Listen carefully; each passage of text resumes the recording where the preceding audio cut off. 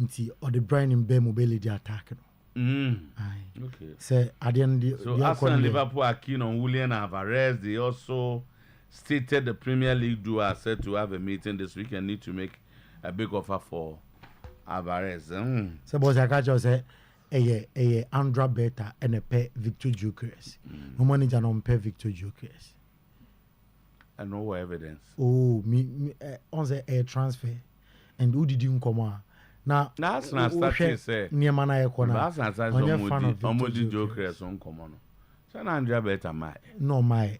And Jemo say all of a sudden. But still, doing come on now. On the Nkonya Benjamin or strikers now. On Bebo Bonu Bino. Yeah, you're ready, ABC. So, Pep has vowed that City will make mad improvement next season. But consider the gulf between themselves and Liverpool is huge. Oh, really? Ancelotti pledges to make struggling Brazil champions again. Marcus Thuram is aiming to go one better than his more lauded father by winning the Champions League. And Inter Simeon Inzaghi dismisses Saudi rumors ahead of Champions League final. Juventus are waiting for Antonio Conte to part ways with Napoli in an amicable fashion before lodging their offer. All right, so we and some sports lawyer, and now didn't lawyer na transfers no. And I'm saying Zabi Alonso can't you want some Rodrigo wants. Or can players be want some. Or say Rodrigo is a good player, he's a fine player, or kind of plans on Busan on Jude Bellingham. Or say he sees Jude Bellingham as a midfielder. To Abano, we won't see Jude Bellingham always moving forward. He will be original 50 no ball. Busan on Kylian Mbappe and Vinicius Junior say my team balance. And I'll say team be anyone was our two players now we're blessed or happy so what's our two players now. He'll bring best out from those two players. Or per se Madrid the Boba or a Madrid fan which means say me Madrid in the boy. Okay. And then Ancelotti say and we Xabi Alonso then say he's a coach or come beating and so you can nobody can in a Bundesliga can beat them Bundesliga with Bayer Leverkusen. Asante Kotoko are set to participate in the upcoming the Eco International Cup, an 8-team prison tournament scheduled to take place in Lagos, Nigeria, from July 6 to 16. Oh, really?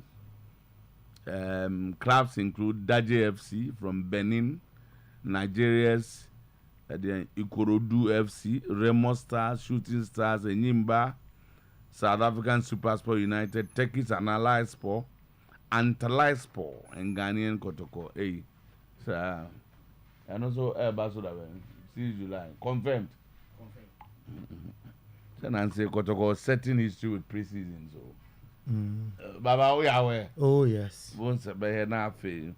A couple of so. We are confirmed. Kwekwan Bonsa has strongly criticized officiating the match between Gold Stars and Kotoko. K5.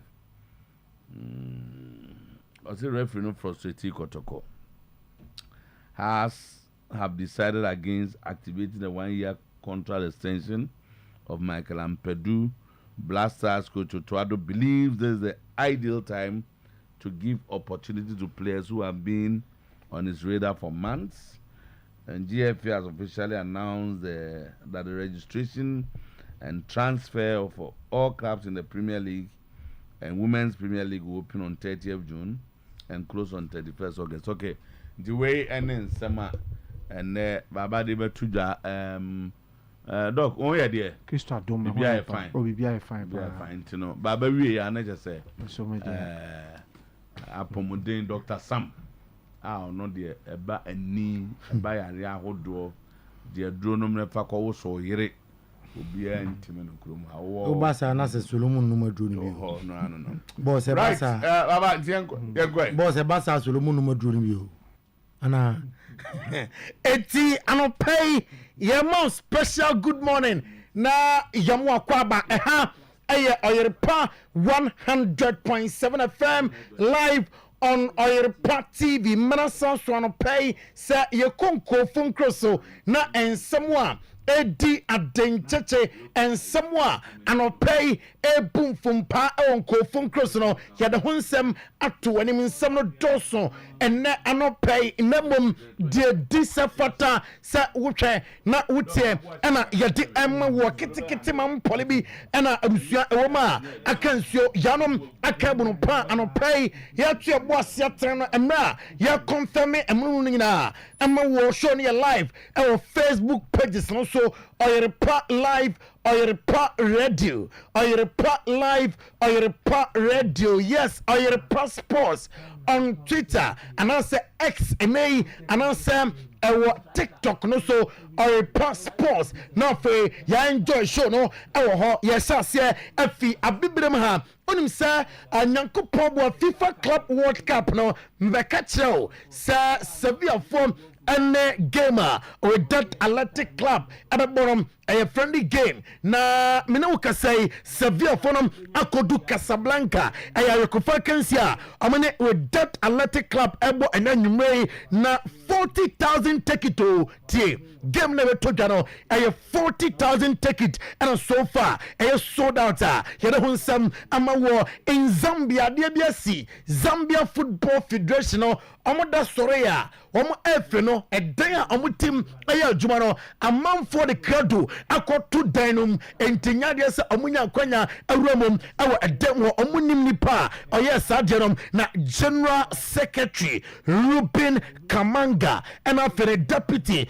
John Musiko omunyina enti atudwa se amokwa na offices yatime atom Ali abusuam June 4th omo abeko United States of America for the Club World Cup tournament na abusuam President Mahmoud Khatib ade atudwa se amonsom FIFA Club World Cup no alinko keke se amoko akoshow numbers amoko se amoko bo wo homoden na CAF and Morocco local organizing committee no announce 6 venues host the Women's African Cup of Nations in Morocco 5th to 26 July 2025 and ebetime atodwa na Olympic Stadium Rabat Lobby Zoli Stadium our Casablanca afi Paris Jaco Stadium our Casablanca our Bachar Stadium our Mohamedia and Hono Stadium our Oda and Bakeni Stadium our Bakeni and the stadium akuba kunsie and Women's Afcon ebetime ahosti yebefia bibrem ho na fe abusiam yakọ England na yedin kobom our England and anopay Crystal Palace star McGahey makano wasema chose Chelsea Jombe bia sa McGahey no amansa ebetime akano anopay reporter ekutame HM san kobom ekononim Chelsea jinaye sa McGahey nyankopon boa awasauba yedebo Champions League yedebo Premier League FA Cup inti sa qualify for Champions League awasauba na obeka Chelsea team no 24-year-old McGahey no sam anonom na Chelsea hona Hugo Ekitike ono aye forward Emma Anton Frankfurt Diamante se Chelsea etin komasa Hugo Ekitike boy no amansa ebetra kanana fe ono so abaye adwuma edi amatimi mfia donu mienu ana watimi ade na onimsa the sources confirm say utua 100 million euros when sabekanom amana besi akan ama Joko or say Cole Palmer is destined for greatness ono oye player bia that bia said yabo players akese din Nay yabo Kylian Mbappe yabo Vinicius Junior Lamine Yamal no sa and a Copa Matia na ose nyankopon bo UEFA Europa Conference League final Betis and Chelsea onom aba make a difference our game no Livico den sampi and atudwa Livico a player and Chelsea na Livico at the atudwa se Chelsea team no anya se bia omaje Conference League and no I say Conference League ne de or come Chelsea fans no at assess say tie bia amabaje the Conference League nyankopon boa that's against Betis or say Betis omukuta good individual players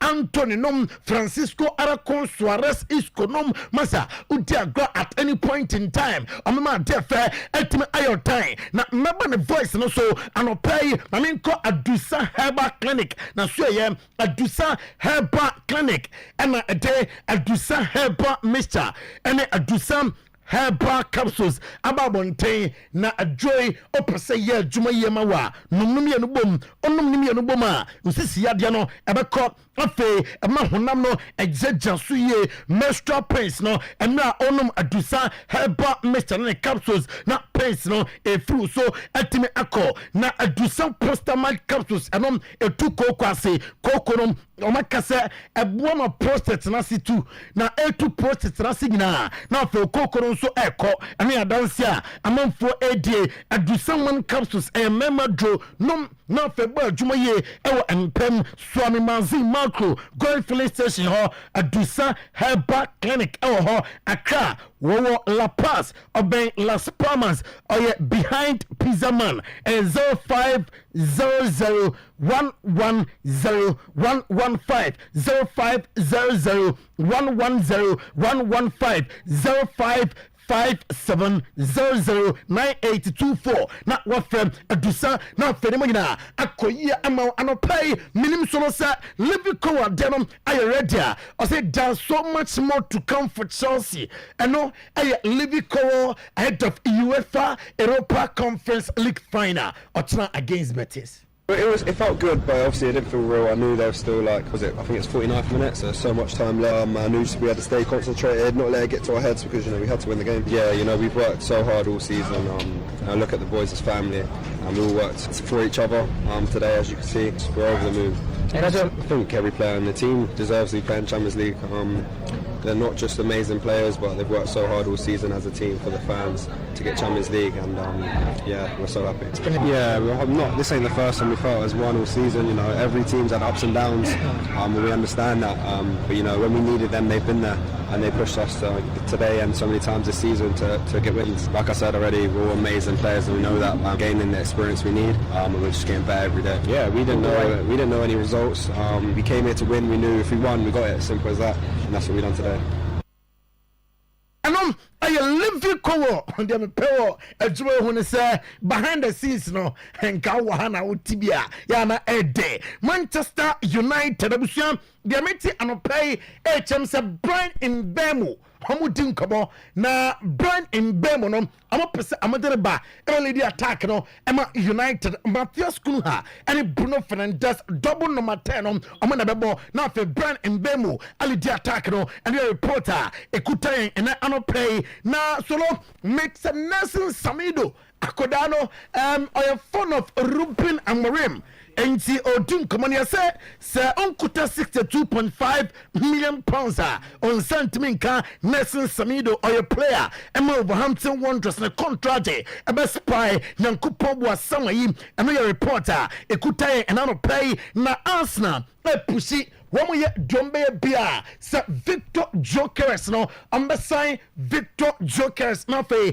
amaya juma ama Arsenal bobo koronim sa open player masa tutututu FIFA na odimun tentimai 84 million pounds release closer a down Victor Jokers so obetua na fe wafano amana be juma ama Julian Alvarez Liverpool ni Arsenal nyina diameti anopay HMC Estadio Real Metropolitano striker no omudinati na yesi meeting ebetimi akoso wiki na fe two teams him decide say Julian Alvarez ambefano afi Atletico de Madrid na fe ba juma at the amatim Arsenal nyabro omasian team ngane second for 3 times na fe for the 4th time ya matramakwe ne jabo logo enti nyankopobua Victor Jokeres and Benjamin Sesko mase kukura chiaka I was Victor Jokeres and answer Benjamin Sesko bako abaya juma Emma Arsenal na according to letters ekuta ne say Mikel Arteta de enka onya Benjamin Sesko na ope ne mom team no any team no mpani for dem say aye bidan yenim o hwe season ya masa player show goals to apart from Kylian Mbappe aye Victor Jokeres inti yamfa jokers number and your reporter ekuti anopay mami call Liverpool anopay asembisi our Liverpool enra said no de trophy parade na Johnson Arsenal mano at the Champions League afi Barca for some celebrations na koso and ya oko FA Cup winners Crystal Palace na amuya mudem Liverpool diano na FA na mom papa what in fear aduonu miensa ekoko say omo trophy parade no ka koko chifa nipa mako aduonu ensonso na say 27 people anenra na omo injured emu aduonu aye serious na anopay yentie na yenhwe de koso ewo ho emra Liverpool aye omo trophy parade reporter the correspondent in the mai. As we drove past us, we heard it hitting people. Yeah, there was like a dozen people chasing it, wasn't there was, yeah. And then, so I said to him, look, let's just keep going. And then as we started walking, we could hear the thuds as the car hit and people screaming and shouting, and you could just hear it all. And then as we were walking forward, we could see all the people sat to the side that had been injured. That car missed us by half a foot, 6 inches. It just, and then, it's that's terrible. what keeps messing with it. Merseyside police arrested the driver. And see, Merseyside police no at a driver no LeBron James say on pipe ball tight 27 people are abusiam one to ananom facha me na say omu play no obi ani wa so far na mom 27 nipa adwono enso na apra one more hospital no na LeBron James say ordinary prayers call de ama one na car crashes into crowd no yanhwa kwa car no efa so ewura crowd no on Oyerepa TV and anopay Pep Guardiola avow say Man City team no will mark improvement nyankopon bo next season ebeko ye ati amatim to twa report TV emraka no ewura nipa no solo na nyasem ketwa o na police for no masa Merseyside police for no baduma no a what say omo pusi manfo emra masa nipa edafem na ye chitu amoni adade nyina eda report TV no so a uhwa bi Pep say Man City improve next name amunye closer to Liverpool and then sima oruanom at the etuja and then anopay yenko Spain na fe yenim come Spain and anopay Alex Garcia midfielder Emma by all for Leverkusen I say or come obiate Xabi Alonso no or demand more from his players and the football mama the presence who show shouting untimini Xabi Alonso and yajuma onoda bianom demanding more from his players obeweke assiduously into akwadofo untimi Xabi Alonso enya djuma ene ensema boy ne di tudwa ene no pebeka na me catch was sports activity no so emna no na ya mention Joel Tekonya kase num sa uko Nico Pasasuya Real Madrid say amadine come FIFA Club World Cup betoja ewo America na abusia buyback clause no mbetua ade ama komo na fe Nico Pas abaya juma ade ama team no week ya homba activity na fe wabam abaya juma ade ama team no Don Carlo Ancelotti a former manager Emma Madrid and Brazil national team manager or the atuja sahwa Brazil team da na manfo sere wo ai Atitia Pansam and I say Contebe and Koyania Jado say they will be great again. Yaba same team this World Cup PM na Xabi Alonso manager na oti Leverkusen eko unbeaten no abusia enra Madrid epan hontoma enti sa wo twa pictures out a good screen so a Xabi Alonso on a Don Carlo Ancelotti ne gina in a trophy so kuta ne Jesse Kama the first press conference or in SMP and a tuja yebetie Xabi Alonso manager and Real Madrid. Very emotional day. It's one of those days you'll always remember because I think there's only one chance in life to coach Real Madrid, and today is the first day. So I feel great pride, a big sense of responsibility, but also a lot of excitement and energy. I felt really good returning to what was once my home. Feeling it like home again, seeing many people who are already here, that's comforting. And I'm eager to start a new chapter. Look, I think it's our duty to always want to improve in any situation, in any aspect of the game or in squad. enti Xabi Alonso no me see Inigo Martinez say or believe say ni career with the national team aba na wiye na nya football business kakra na ye ne apomden haba eni nkomo no de masa e say nkran ni din todom apomden ye nya udani uye bue ni ndo no de masa aka ndo no bebre asede mo masa apomden wa ha ye ne be din nkomo na fe masa o be ma no be gira so yire nche na de yire nche wo yire enti Atletico de Madrid abusuam am finish third in the La Liga no am say ka 45 million euros na 2024-2025 season the tenye total TV revenue no allocated na 343.5 million euros. Now, as champions, Barca receive 17% of the pool, and after the largest share, Ekoye, Emma Womwom, Anti Omusika, 58.4 million euros. And no, TV right in Barca, and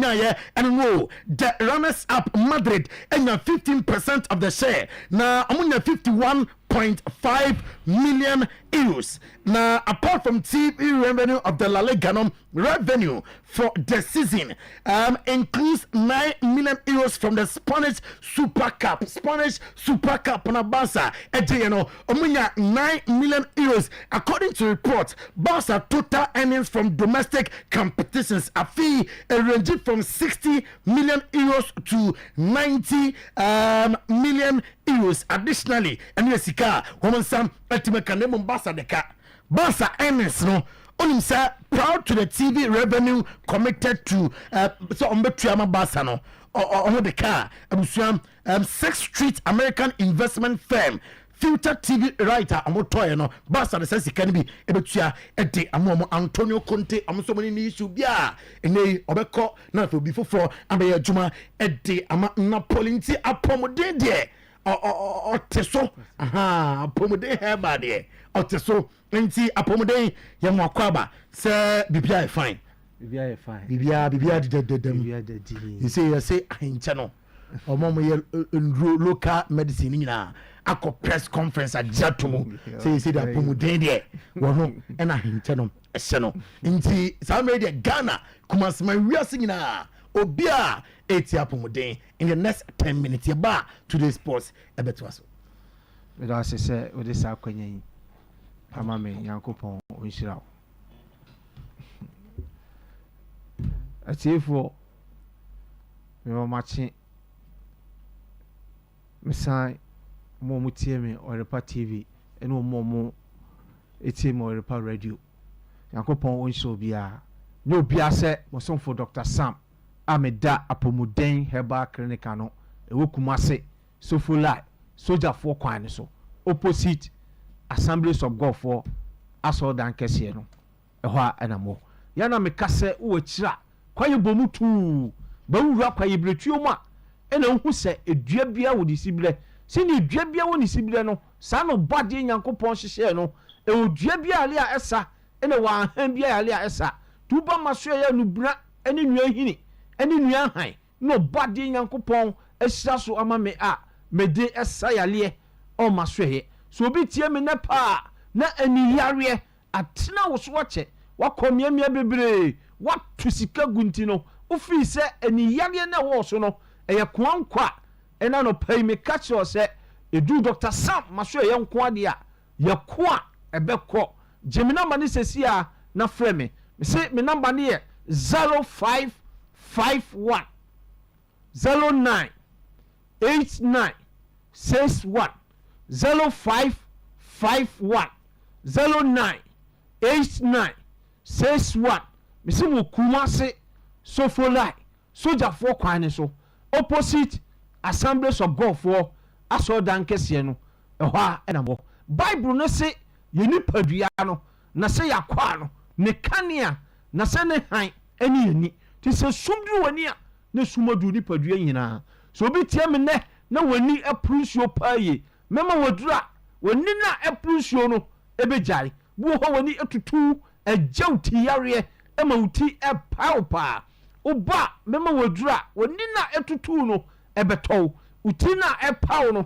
ebejai obi so ne dia ne se tambia bo se nani ya ne hene wo posatem bia mana ni na kokokokoko oba memo odura oba no ma wani na oposa ne tem bia no ubejai mane kokko no so afiri ho manasakara nyankopon ede ma wani no aisa pepepe so bi tie me na pressure e wani so nipa ba uhunu mienu ayo hwan ni abra mema wodura sa pressure ya e wani so yi ebe free so kra ubu ho na glaucoma e wani so ye bre wade ya to wana mo na bra mema wodura sa glaucoma yi ebe free wani so kra ubu ho a ji se wo sha glasses na sa hweniwa ansana otumi atro na se wotumi akenkan tambia me kase ahweniwa ne de e just supportive e boa keke e ma hu ade na so yi to ho a eni yale ne de e de so ho tambia me kase obesha glasses yi efumranti blema kodu nkokra blema ade obeyi ato ho no won se wato ni frem kra na meji oba memo wodura obenoma ode beto ho no otimi atro no otimi akenkan kama so obesu etie me ne bo ha nipa ne ba udi ohu nipadua no na so nanim dua de ya na esum adu ho so obonso bentin kofi anakwame ene ba no edema gise wo ti nipa ne ansana ohu nipa kro wenya ya ni yare ya eti nipa da sani so a etete no obedie de asie de mosia pa na guso woni so ewo ye awia krantimi mie woni na de ahwe oso tu ho anamon na bra tembia me kase your far-sightedness ene wo near-sightedness ye kan far-sightedness for na obi ho ade ne wachira ene wo hu ebe ne pa ohun ne ye ene near-sightedness for so yonkrofo a ade ne be ne pa ohun e wachira ohun ne ye wenya ye ni yare a etini pa so a etete no wo hwehwe apomuden herbal clinic ye chira kwan so tambia me kase enkwala ni students a nyankopon ena mensa so ma eni yare afiri wo mo so de bebre kwa tu so banu tifie ye dan akwabu ho kosko otiechira onhu board ni so ye ebi mpoti anim ho pe na wo bisa tichani ne se edi enyi mfo mu nyantua na mo afo mu mra maso ye mama na duro obenu ma okosko babi biara tichani no ebe position o class wo no obetimi ahu board ni so ye no timi atro no timi akenkan kama so obi tie me ne na cataract ete esisi wani mienu nyina so se wani ni fa no ene te afra na hwe na nkosa benkum no ema benkum no so afra nka ho na ete ba obi ani so a sei na ya eye lens na nkasa eye crowdy ebo eje sofa obi die ye kusu obi die ye wisi obi ho ade fita asan wusie pa na nem nani so enam satei na je ko hospital ma doctor na catch you say etena esisi wani so no enyini 5 months time 1 year time bra menyo surgery na so operation na me catch you say tuanamo na we Dr. Sam Achira kwan mema wodura ba no ma eteno ebe firi wodi so obi wo so a wo surgery no na so operation na wie na so still wo hodi ye me catch you say enkachi atia so mu mema wodura ba no ma obi hodi kama so obi so tie me diabetes atina wo so ache 3 to 5 years na edi eniyare abrawa timem kasa diabetes na so che di eniyare na ebrawo si se diabetes nti no eniyare abra mema wodura ba no ma eniyare na diabetes edi ama hu no ebe firi so kra no ma sam wodura ebe tu diabetes na se tambia me kasa mabuna ababebre ewo eniyare enya bibia se STI sexual transmitted infection gonorrhea bia etena ne so a wan pede pomasi bide eyankoma na ede eniyare abre no ti mu tu na mo na mo mra mema wodura be no ma eniyare na syphilis ya bra no ebe firi so akokora a ensama biem so ya driver ni na wutie me wakọ driving school wo sua ka twi so control license ye your eye test na eniyare nti yamfa license na ma wa hwehwe Dr. Sam Achira kwan obi wo so a otwika wo so kose ukori new license ukoya eniyare kwenti yamfa license amawa wo so to ho na mo so obi tie me ne esum ya duru no bo so wo hu ba bia no time de ka akọ aba fi asundwem bo so ahomache 5 am bo se bo age woni so nyina afa munyina mo motwi na mo mra amaniyare ato so as a driver ni no afuru so akokora a ensama biem jemna mani sesia na frɛ me say me number ne 0551 0551 09 09 89 89 61 61 0551 0551 09 09 89 89 61 61 Mr. Kumase Sofulai Soja for Kwane so opposite Assemblies of God for as hold and Kessiano a ho and a more. Na me catch you be a blood pressure so na how se bra me ho be your last stopper e be free swako so be tiamina osenti e kro abeton sunum aduane to yama no yam etutu obo a se memfe e ya osa na how to one amon abra so be tiame na prostate nti ye de ketita na se dodo ben ato be mamwa to one amon abra be mu odura be no ma ketita na ye de ato be mamu no ye be ye fim e ma wade ho so be so etiame ne also je se henia e wo so tembia me kase henia no emfa ho ne kase emfa ho si ne sitie oba me mu odura se henia ebe firi so akokra so oba bi tie me na fibroid e da we ma also bra me da bibiduro ebe kan e ma fibroid no anane bema mu ayemre na wontumi e no partner na se wo yire enaye tembia wale sam de ntokwankwa me so pa me mo no bemaduro ni bi wo manim ho e ma bema na peja e ma na brem mama kwa ma dia kofie e dia kowo so yire so bad ye bo ma no omo babia na so so babia fonko na fisiko na so babi wo ha na mienu na mensa na ni chima na twa e chese yale bia sikwan a e ma wu chima no e ma ye oba me mo odura be no ma be chima kama so bi tie me na asmant se wa pa e no so e how e tete wa bra me ma odura sa asman e be firi so akokra so bi tie me na oso die oba die bo na be ma no so e bai tire pa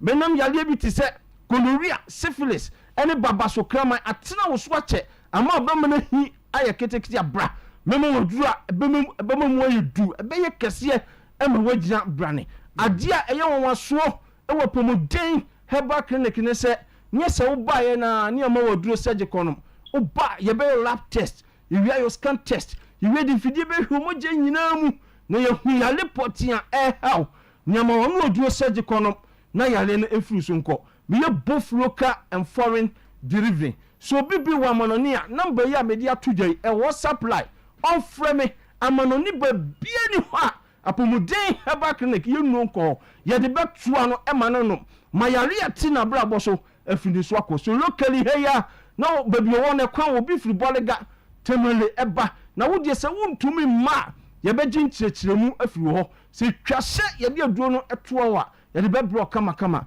e ma wo saka e ma wanom mayare na te wa brabo so a hawo no afiri so akokora a ensama bi tembia me kase awo ho aduro de Dr. Sam mi will be a tatahwe a oba me de mawa awo be wafa ho afa aba na me saka se me ye adwuma adwuada ekope memreda jim number yi wa bra me sorry okay. See me number ne 0551 0551 09 09 89 89 61 0551 0551 09 09 89 61 Mesim wo Kumase Sofolai Soja for Kwane so opposite Assemblies of God for asodan kese no ho na abehum Nyankopon o nhira se onya komapa na wati Dr. Sam Ghana dey so biasa problem dog ya judi wati da bia ngofo di ho adanse sam so mba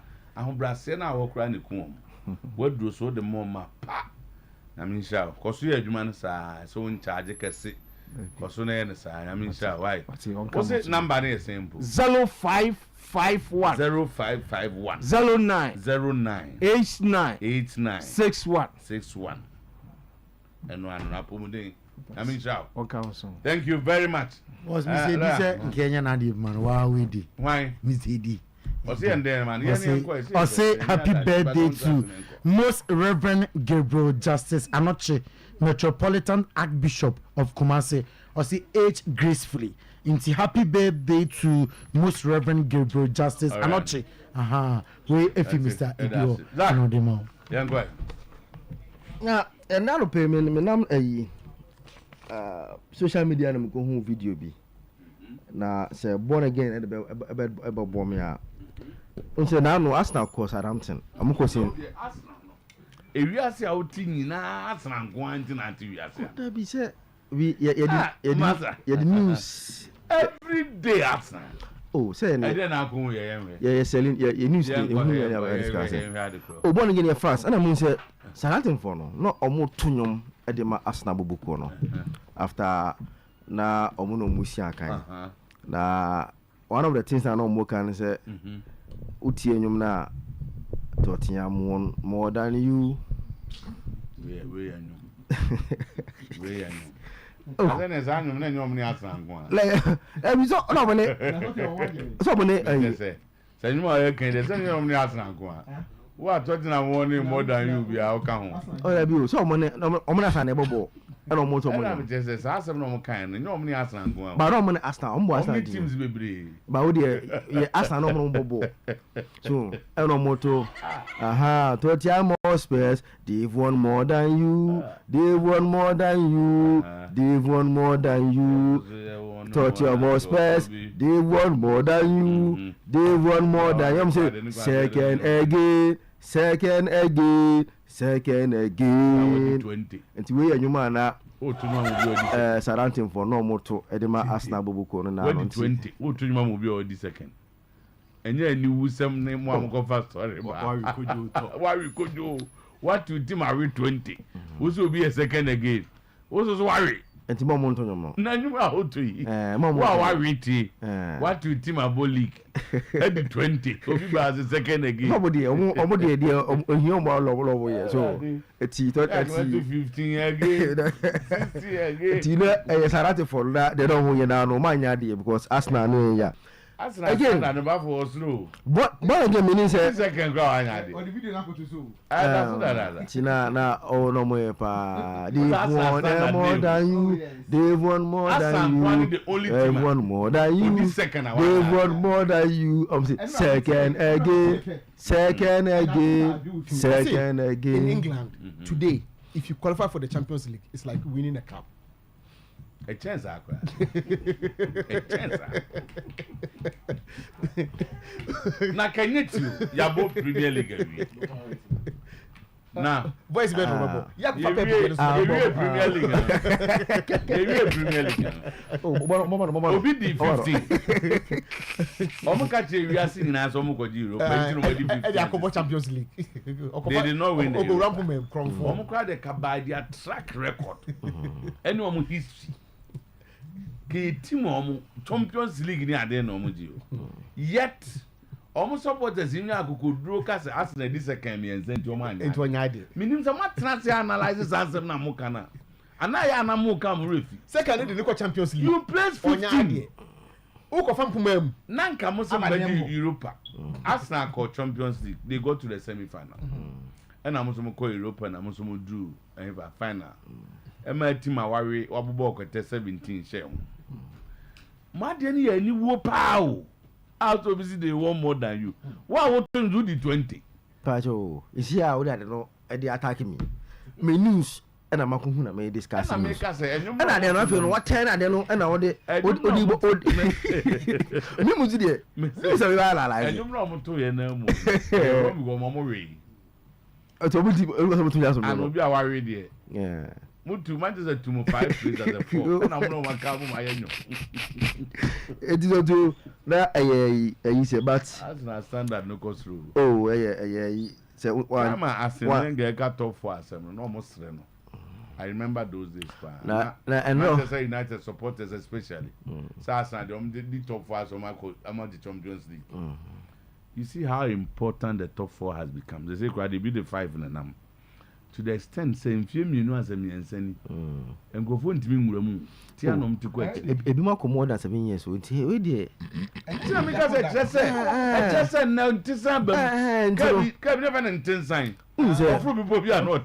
Sa team na kana say no ono on first second nyehwe. The ultimate is to win the Premier League. Nti ono on celebrate top 4. Me say. Na no. No nya bi mombo no celebrate. Unim na no the ultimate to win the Premier League from 14. 50 was the 14. Na no me we pa. We last day no. Video bi pa. Referee go see Aston for you. Referee Baboni go see Aston Villa. O dem ti Aston Villa. Unim me we pa weekend. Na Chelsea for the Champions League na Asia Omaji trophy. And because they are going to the dressing room, they are going to we are standard. Standard pan and go for. United will do this. Europe and ye. United is a new thing they are bringing. First, the Cable League. I mean, go for celebration trophy. No, and I'm Chroma. Manchester. What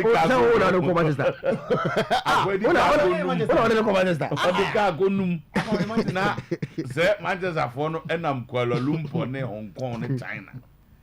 No, you go see the no go eh. Just scared you. They are doing business. Business. So business ana mo ye. So that's on Pembuemu. 2 number 10. Standard number 4. So if I players that Manchester United meant for player no. So and now Tom Buemu. Are we you see me say guy no and we are pa. Yeah, and say 10 years and 15 years back no. Players no one wo honne. And so the standard the players on money. He was better in the Premier League than any Arsenal player. Better. Obobo say Arsenal player behind this season. And he played team design. I want to say now you know. He's a player of Brentford. Now if you are a player for Brentford, now it means 20 league goals Arsenal top scorers almost 9 goals. And but Arsenal is second. And Arsenal, you see, in discussion of Mbonu. Okay, so I'm 2 Manchester. Say you're discussing Mbonu. You will take out Arsenal and Brentford. Club no enyepe.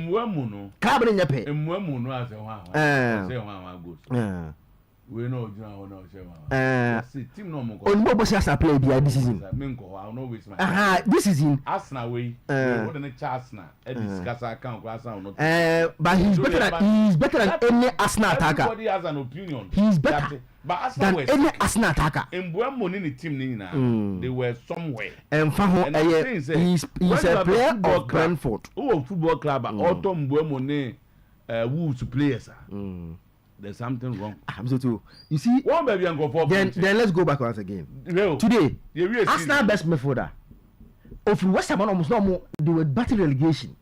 Munko coach 100 million. Yes, I see in West Ham. Or the conference. Oh, conference. Say they are battle relegation. They play. Go and check on position. That's the only league. They are battling to survive. Because Arsenal paid 100 million to survive. Then today, concentrate on conference. Then they decided to concentrate. Said them we are and they won the conference league. Then in 2025, a player plays for Wolves. Then Omo player has performed any Arsenal player this season. Then the only players who perform with Arsenal play Liverpool. Apart from running to Bobo, be this up, perform all the positions of your team. Individual. Second with 74 say discuss individual players. Any team as America. You said that. Any team in America is better than any other. Yes, as a player. I'm telling you that. Position away, but you're an Arsenal player. That's the number one. So to even say he perform better than all of them is even wrong. First of all, you can't even compare him with position your boy and other Arsenal players. Oh, I said that he performed better than any of Arsenal attackers. Yeah, I see. He performed better way or Arsenal or best Jesse Arsenal bench. Martinelli win awards now. So sad win awards now. We should make it like Arsenal for the Brazilian national team. Omo national team. Na Cameroon team. Away Kulano. Omo Brazilian national team. Kungabe. Kuna now he plays for Brazil national team. About 2 matches. He's a key member of national team. I know Martin won't start. Substandard players. Today Martin doesn't start. Kuna starts for national team. Buying substandard players. Just like from 15. Just like Arsenal. So start all Arsenal no. No Brighton. Even Brighton no be more. No yeah. Let me tell you no. It's not true. Me tell me too. I know Arsenal. He had an issue with let me tell you too. He had an issue. But overall. Say two move na muntia. Monto to the. Eti yeah. But na monto. Mbuo mo ni kunya na monto. Would you ever be position? And go to Florent Wits. Any a day to talk to strikers. To talk midfielders. Papa. Omo pe kunya ni mbuo mo. Would you say wato. Me say if you are picking the players based on what they did in the Premier League. You can only mention 3 players in terms of attackers who are better than him. Ishak and Mohamed Salah. Nobody. There's nobody. It's in the because players baby to players at the buyer warranty and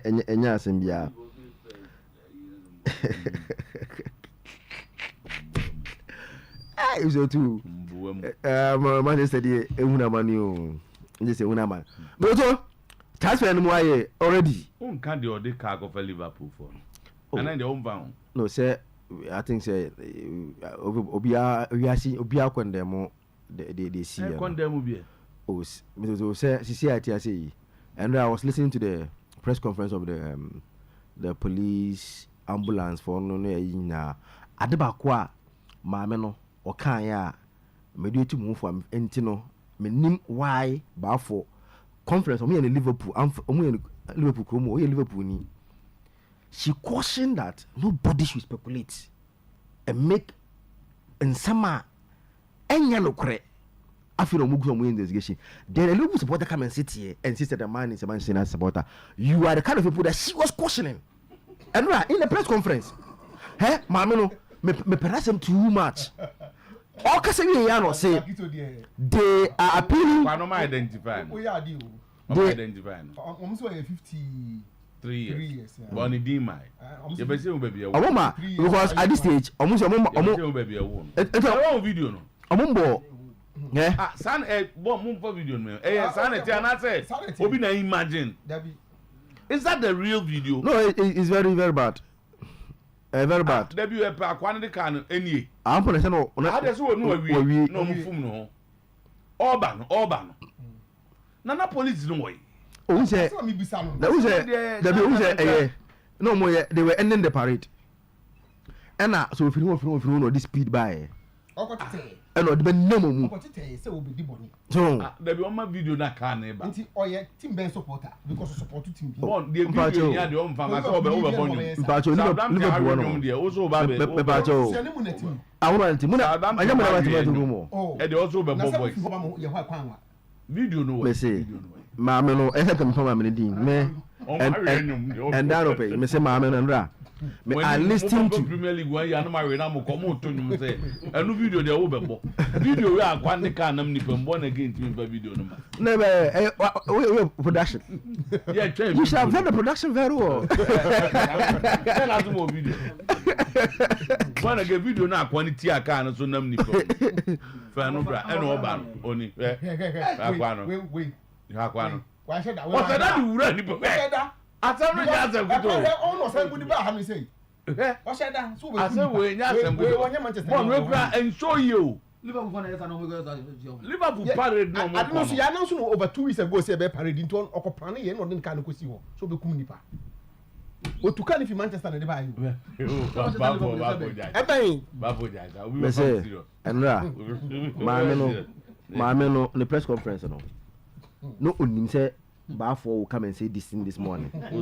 So she cautioned that they are appealing that nobody should speculate. Exaggerate things because they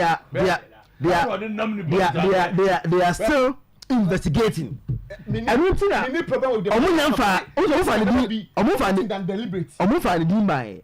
because they do investigation. Na da no waje asama ma. Na bi ba cho. Liverpool go mo no. Manchester Liverpool team say no go mo no. Enye team ene no ho me see we Manchester ni. How can you just Manchester ni Manchester no after league na mo gende you know. Manchester G20 over 9 years ago. Ade we asema G20 over 9 years ago. You just equaled 20. Now I don't know all indications from 14 or 15 or 16 you cannot come and win the league until Manchester is close to the league in the next 20 years. This cannot be statement of fact. Where did Leicester came? No, you see, Leicester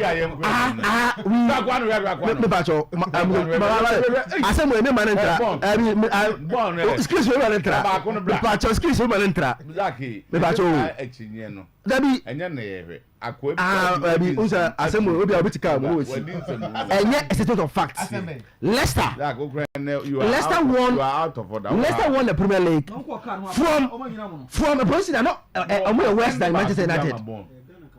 Ma send back you am. Ma send back you am. Aso ase abefa ho adi. Wo tu awon kan ho. Ana aso kwa. Ana IPT fi say ye no ho becho. We don't know. Nyanche ni ase for ye ye becho. For second one am there ban bra ne. Ade akwa ye na. Ha we akwa no we. Ah nyina no miem speed. O de we. No tiaso. Ultimate one break. Akuna da no.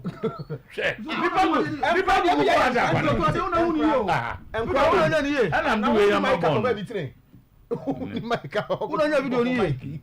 Agodo se unity mo. Obi adimi mu re se ma mi bi se.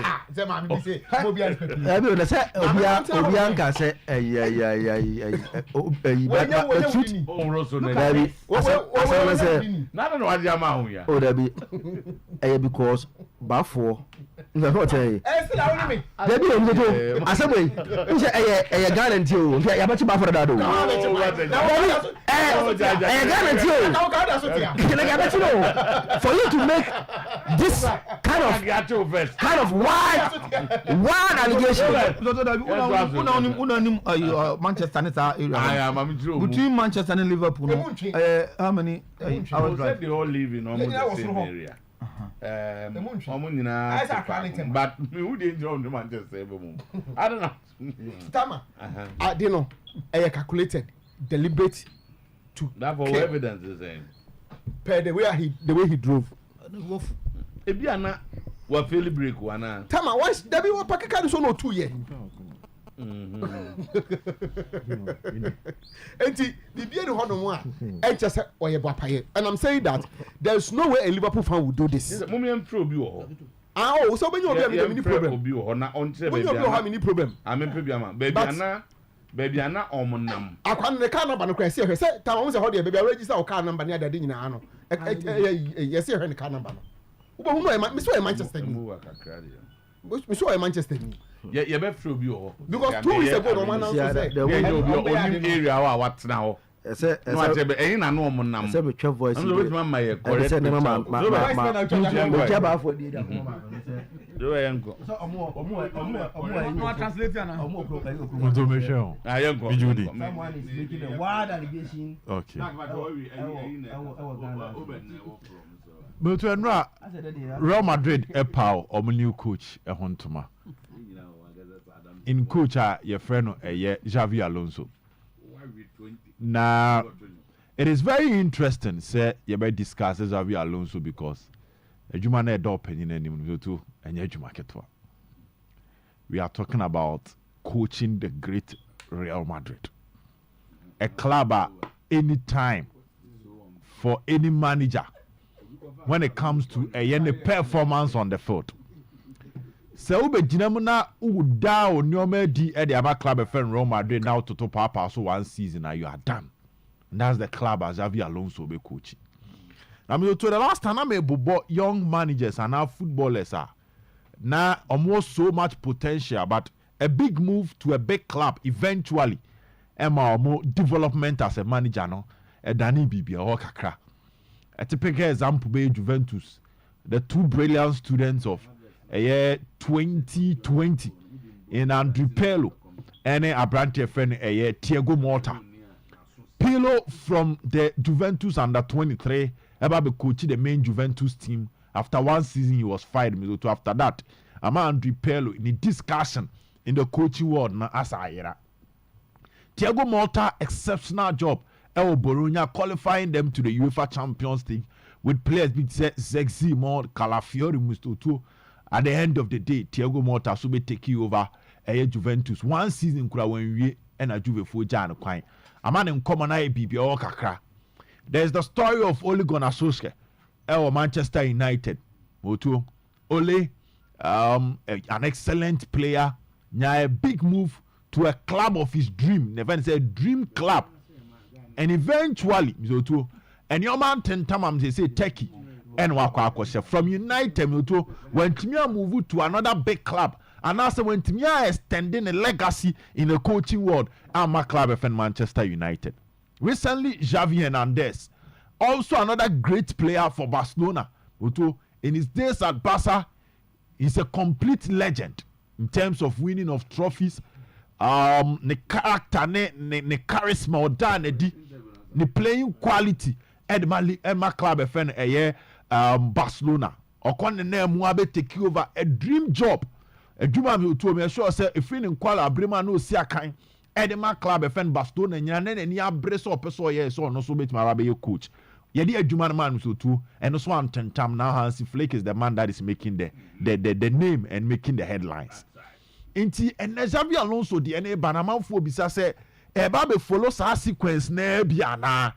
Now no so the NSN say young ones ne ba and said tentam mom and one because them so too between managers here me bubo mudin the any who pay Xavi Alonso because on the oko baby ototo papa so just one season they are done with you because some care check coach friend Carlo Ancelotti oba be replacing na the Ancelotti aye when the coaching world the one yama Madrid na nkasampo no any tragedies how do to Madrid this season in terms of injuries David Alaba Rudiger Dani Carvajal Obenyobi say ebia Eta Militao all these players defensive players or Mupra Madrid not even spending that much on the transfer market you know for a manager who do the quarter final of the Champions League manager who do second in the Spanish La Liga manager who Copa del Rey final there and most of the clubs are the previous season what you double amount one karim decision be say young transfer market in so near signing being count near man another season because we are talking about a manager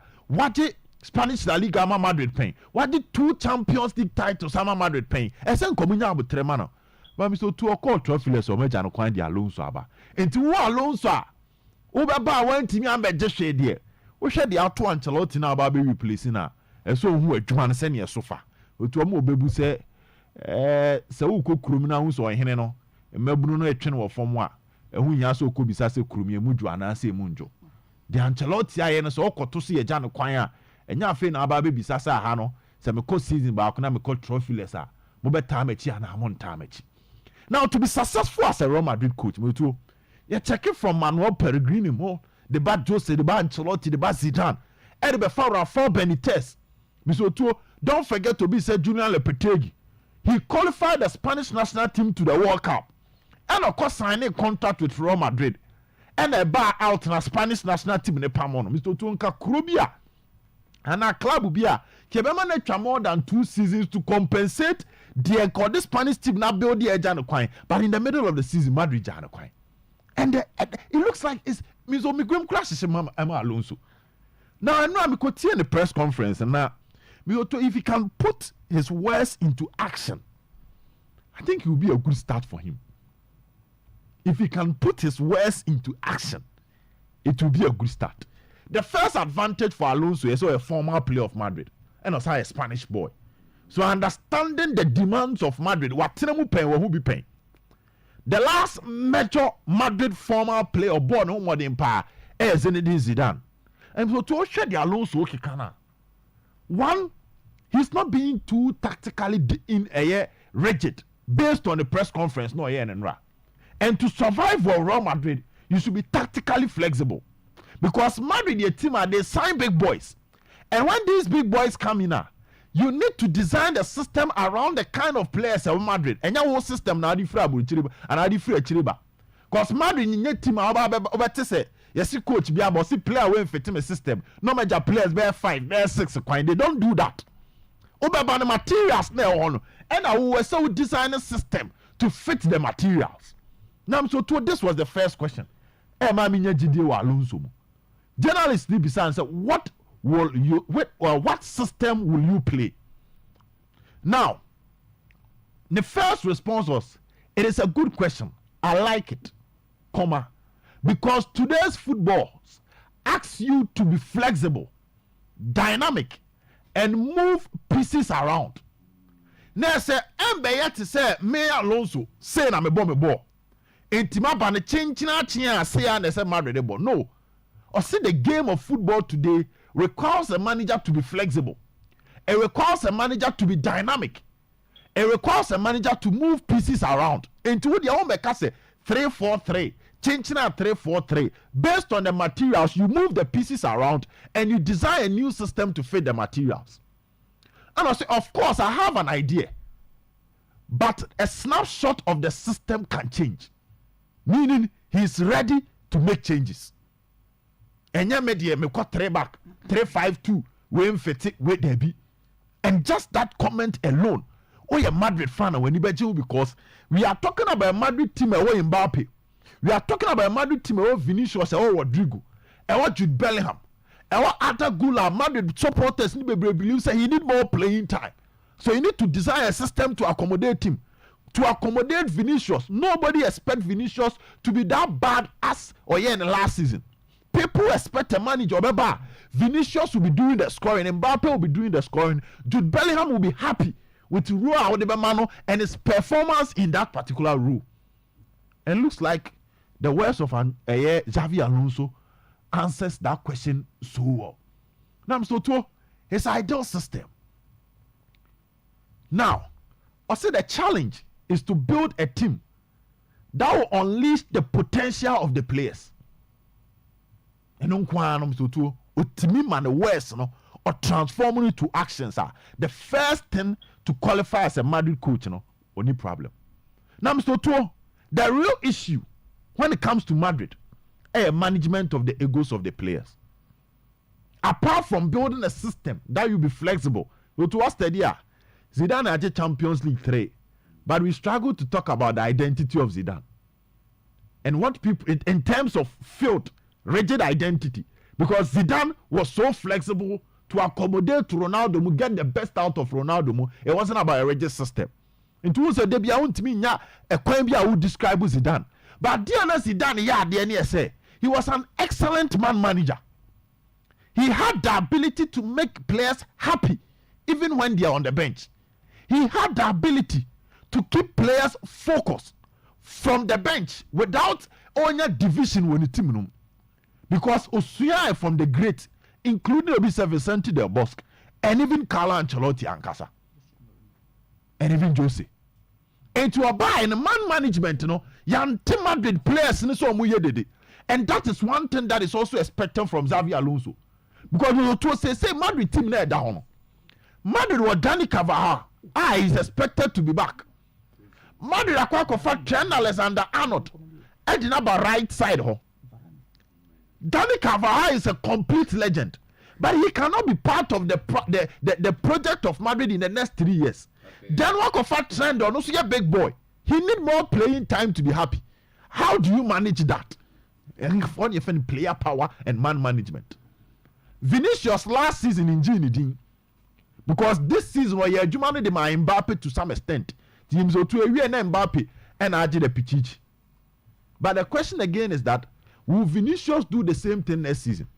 Will he agree, say, maybe me pass my Mbappe ana? Then there is also Rodrigo. I don't know, also because of playing time. How do you manage these boys?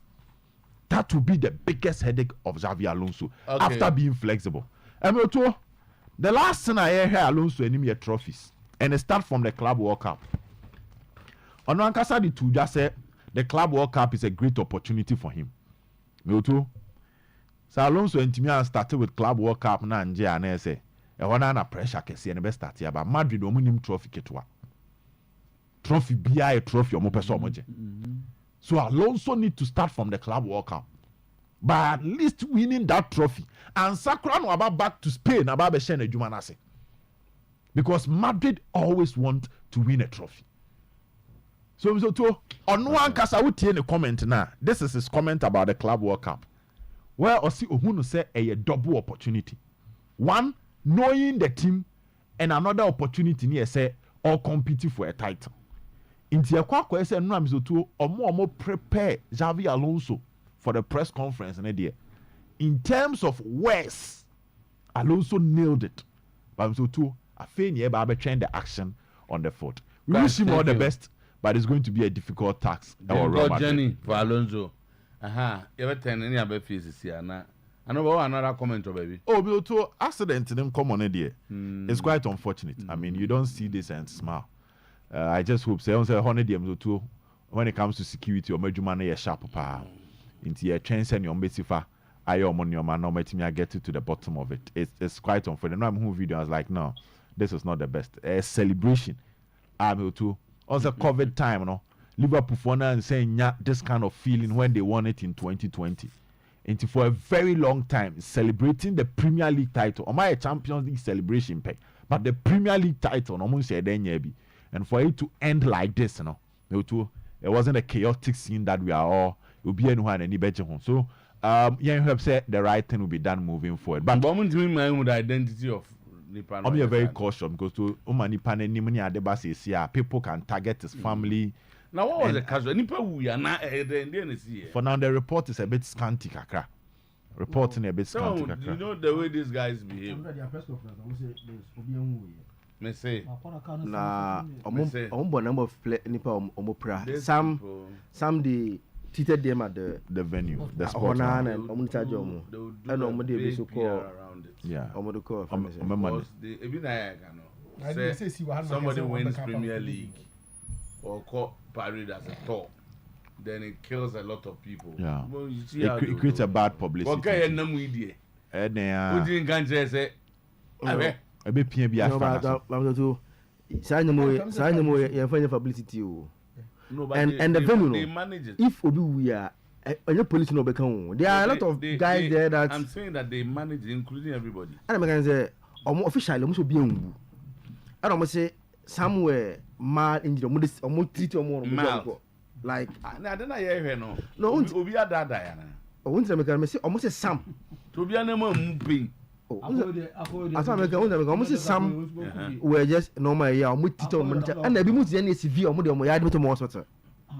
This was Wednesday press conference. I'm okay. I go Sky News. There be Sky News here from the go here. So back one meka. Wo ba asem one kebi. Sadante for nyuma. Na ma wo obobo ha. Na asem kesi esi. Okatu ni. E wa brochi mam. Na obi agi Premier League ya ka ho asem free day 1. Abisi omo wie.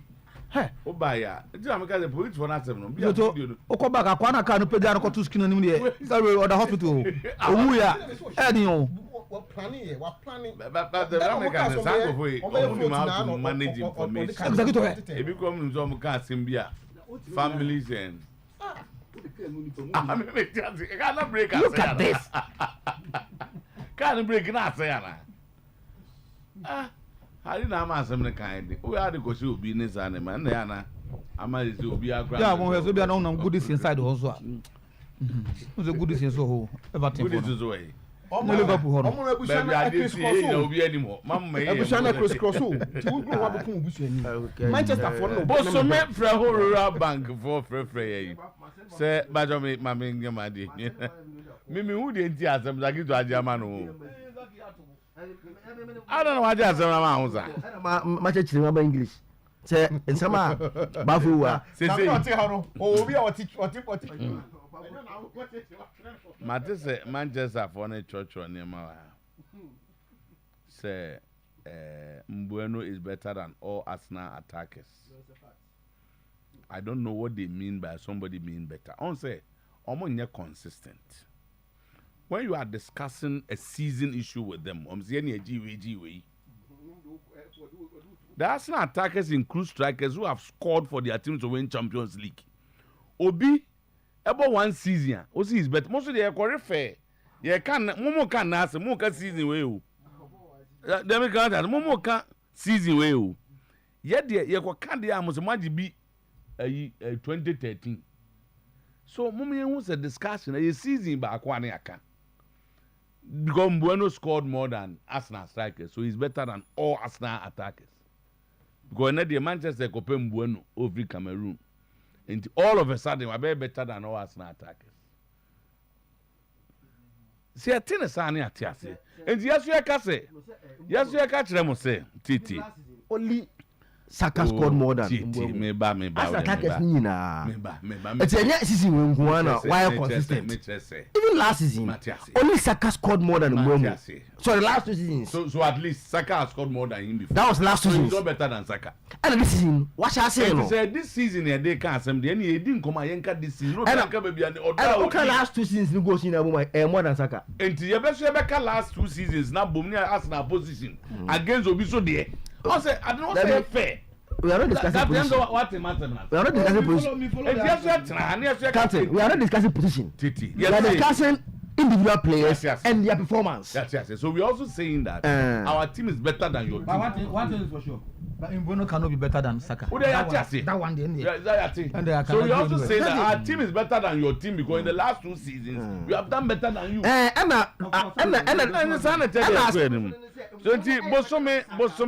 He scored more than him in the last 2 seasons. Okay, so we agree. He scored more goals than him. More goals than Saka in the last two seasons. So last 2 seasons, so Kabuma Mbeumo had the Saka. So in the last 2 seasons, our team has also been better than other teams. So we are better than that team. Period. Until you know, I established. So Arsenal is better than no teams not hold. Bosome from Rural Bank. Mbeumo. Tria. Na so great man masa. Okay, team. Sounds very interesting. Very interesting. Very interesting. More on these discussions, Weber. Say we na say Acheampong say the basis that player perform this season than another player in terms of statistics are better than the player. Yeah, for next season. They say the Acheampong is a season way. So we say go be change obi eno ano. Say the Acheampong. Okay, so Susu savings I'm not face can go see. Yeah, Buffy, continue aba. Tino Liverpool are what you over said the Akwande can no nipa no ma. And a car was near the fairly break. Abroach me just a car fairly break or Abroach car fairly break or. Oh, Papa Sia Cobos from Rural Bank, or be what Tino aba. Or dear be real more obeso to shares. Na oye shareholder or bank bia bosome from Rural Bank sana etie na your head office no nso ayem number 2 and your branches no so bi wa siwa asafo adehyeman your oboju sanwo your obekwai otafo mronto your honyina ye banking down your star 992 hash na between head of commentary and deputy head of one opposed go ask me say comment in any challenge deputy no catch and say I'm fan home yana no okay 0548 533 050 0548 533 050 0243 600 002 was from Rural Bank Limited asem ene kan bomodi an say so o sika sem o bibia o ne on bekasa na aye kama ebia ba center asweya yetiti ni ade glaucoma cataract ete ezini pen so womo a omayemre mpem womo a omo menstrual issues hypertension stroke prostate any ade kidney ni ade nyina cause of water so for rasta so for 3 days so for brante hwa okron fa so eboa pa kumase okwada so dwunase edwomnachi oben ba ebnada dwom de no ye doma a oben apia kubi coastal number ni 0541 565 199 0541 565 press of finance wa kopi kaswama and crime for ni nyano mane ma ba friend dia obeye no aba no aba be no osako 050 281 2161 050 281 2161 yeko etsem edek smbites ye titini ma bebre mo abe adama yes o say DJ o say them to say on the international this your low sperm count captain premature ejaculation is very important very important and na horo na duro na doctors no benum no two no cap no say on is about premature ejaculation na unum two so okay sanity but a normal waste you know find man there and that's all no nim the would trim down two no and na minim say no near two baby, I told you, SM Bites.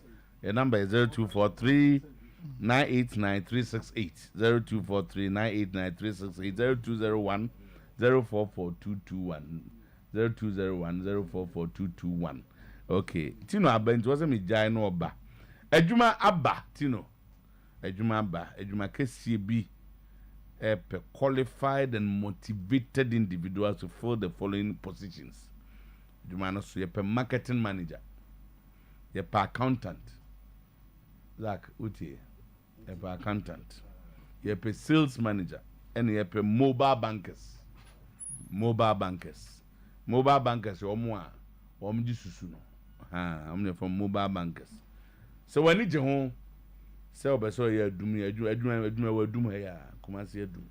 Yeah sure. Obe 0501 troto what if you check. The Biabo, you will be banabo, Ade. What do you change? 0501 487 669 0501. A bedroom number, I mean, Papa. 0501 487 669 0501 487 669 0322 194 355 0322 194 0322 194 355. Ejuma kesi ejuma no epe marketing manager obi obey in charge of marketing or accountant ejuma no sales manager and open mobile bankers obetimi akojiji susu aba eno ano viva nego tablet herbal technology for nsano ejuma herbal supplement for pain relief sciatica pains ukotoje na ya wabeti wabasa usisi upenchi nini na anu nya viva nego tablet herbal technology ya ba no anu nkwala anom nya nkwada nkwada edru apempo nom no so ewo ho number ni 0208337711 0208337711 tino abentino ma mmesi no mo na djuma na memfa kanjen energetic drinking water emra ensuo no yensuo anya duro eso sayare omodiane pebise treta kanjen AC spread no yeah eno professor ne kasa na me ho adwire me kanjen ye we nyina said enim difo nyina onim di aba enne kanene ngofo frabruchi bom do mun suba we dey make me wa dance here ye charge bi sa say me madam for dance dance unim no ya do which one wa ji afa kama ya so say Alex on fa nche no na let's say zero so aba zero abatan zero say zero so akwa aba okay na hu ba bi zero oberu na mentire nkan zero akwa aba zero de say de bi ameka say me wo de say mu de ye ya na tino ebe ka ka ye ya announcement bi mo na say na squat ba yen kan tro say so no ma frame me yo kanjen de unya bi no mo mbra broche ba no eno ana say wo mo nom pe bi nom eye boa e ma nipa acid nyina akọ na afi body no I am more alkalinity no adoso in the system. Baby eto nsuo agents no doso. Offer 0214499191 02414491. I'm sure say uko Lizzie Hotel or Santasi sisi e biguo. Lizzie Hotel or Santasi runabout. Okay. Uko Palestra Fitness Center e Okasia e bi ho. Okay. Uko Ashton Suman kwa ine ho. And so enchenwa baby e bi ho. Na baby e to nsuo bia no. Ubenye otino ave kasa na me confirmation also the na memfa Jackson Herbal Center so emra and I'm say Yaxin natural capsules, the tini it works on your veins and bones. Yaxin natural capsules in a beam with more power, and the Niagara near the beyond the more power. 2 years did juma for strong men. And I asked him Sunday what treatment of malaria, jaundice, typhoid fever, and menstrual pains. We will be 10 year pains near dinner, malaria, jaundice, how a drobia no organ ha a yes say Yaxin Misha. Una unmobile one near malaria, per Yaxin Misha man be dear dance 0244 723 your number no 0244 723 Tino I remember grow fine, Tino Nyanya set. Grow fine. So when you know to the anum grow fine, or down to me now, or 9:83 or 10 I'm answered or 9 on sa, grow fine, and a bow. Ye papa, why are now home to a pebinum? Ye can't groom when you grow fine for care, ya. No answer, Ujinana, what ye dreamy. Obama come run about, and I'm a come traffic light to I own a digital about clinic. Ye bang, Bank of Africa, ye walk. Nebeje and Chichemuka Crane Quanche. Now 0244596532. 0244596532. Grow fine makes you grow fine. Still Tino, busy. Tikel Chaco and not your day bay. Caneno and not your day body tree. Abase plantain peduncle and your body tree. Plantain peduncle. Body tree no. Cane. Sit tree no. Ono ye. Their friend transliteration. Opeja profono. No de ko share tree no de call profono. But we peduncle. Plantain peduncle body tree no. The thing in any Cal Chaco toothpaste there. Ya sheda the bidie. Cane na ye de ye ma yenya fresh breath. E ma yenya whiter teeth. E reduce dental plaque. Healthy and strong gum. And my son, ya ding. O reka said the woo boom. I feel so a sing. Ye basai, no. So, nya, kel taco toothpaste. And ya fed ye wo toothpaste. Na ebebwa papa kel taco. Samaya company for the buy. Your number in here 0246 864 798. 0246 864 798. And 050 1454 462. 05014544462. Now, if you go still don't okay, Tino. What about the check confirmation be now? Man, now can say Neka to Yana Yamawa around Mr. Charles. Oh, Liverpool. See, sorry, your lunch in Bisu. There be Charles there. Aye. Mammy Charles said Charles. You know who David even knew so your cow was a minute. The first time she had no. What can be up by a young? Or see a lunch Bisu. Or a Manchester for Biano who names a Manchester for Bidia. That's on this yes, no party. Okay. Okay. Yeah. Oh, okay. Very That's it. Yes. International. Pretty traders. My dear be Mama natural. Oh, okay. Ghana will be 8 minutes. Wow.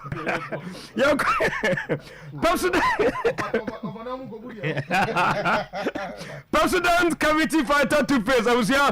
Pebila Vajucho says, I don't hear Ghana will be a Niger to fish. I don't know, and I'm going to Edia Cotton and opinion you will be a Kinesia. One can say a profile ride, macro calcium ingredients, and only a different for the year, imported to Sono, and Mouse and Pipe Fita. We know Casago Biswa. Yeah, menstru, Santa Homecano. Na kama eman konkone ne bia no enkode shawrodom na kyesa akohadwene tienie sa Ghana dentist for omode stamp no anya tim so say panyan say president captive fighter there obi ayusu a eman so no eye different ya no free tola no president every smile matters to American na kope Franco Trading Enterprise aso ye Nokia Samsung iPhones mo pe smart TV no ye water the 200 inch Franco ni air condition no e bonyunyu office ro wi abose dian edam check freezers, refrigerators, washing machine, microwave, blenders, CCTV camera functioning, monitor video anytime, anywhere. We'll be a nyadi tomorrow. So Chrome percent discount off, 40% discount off. So see, to far Jabba Joel Hodiano.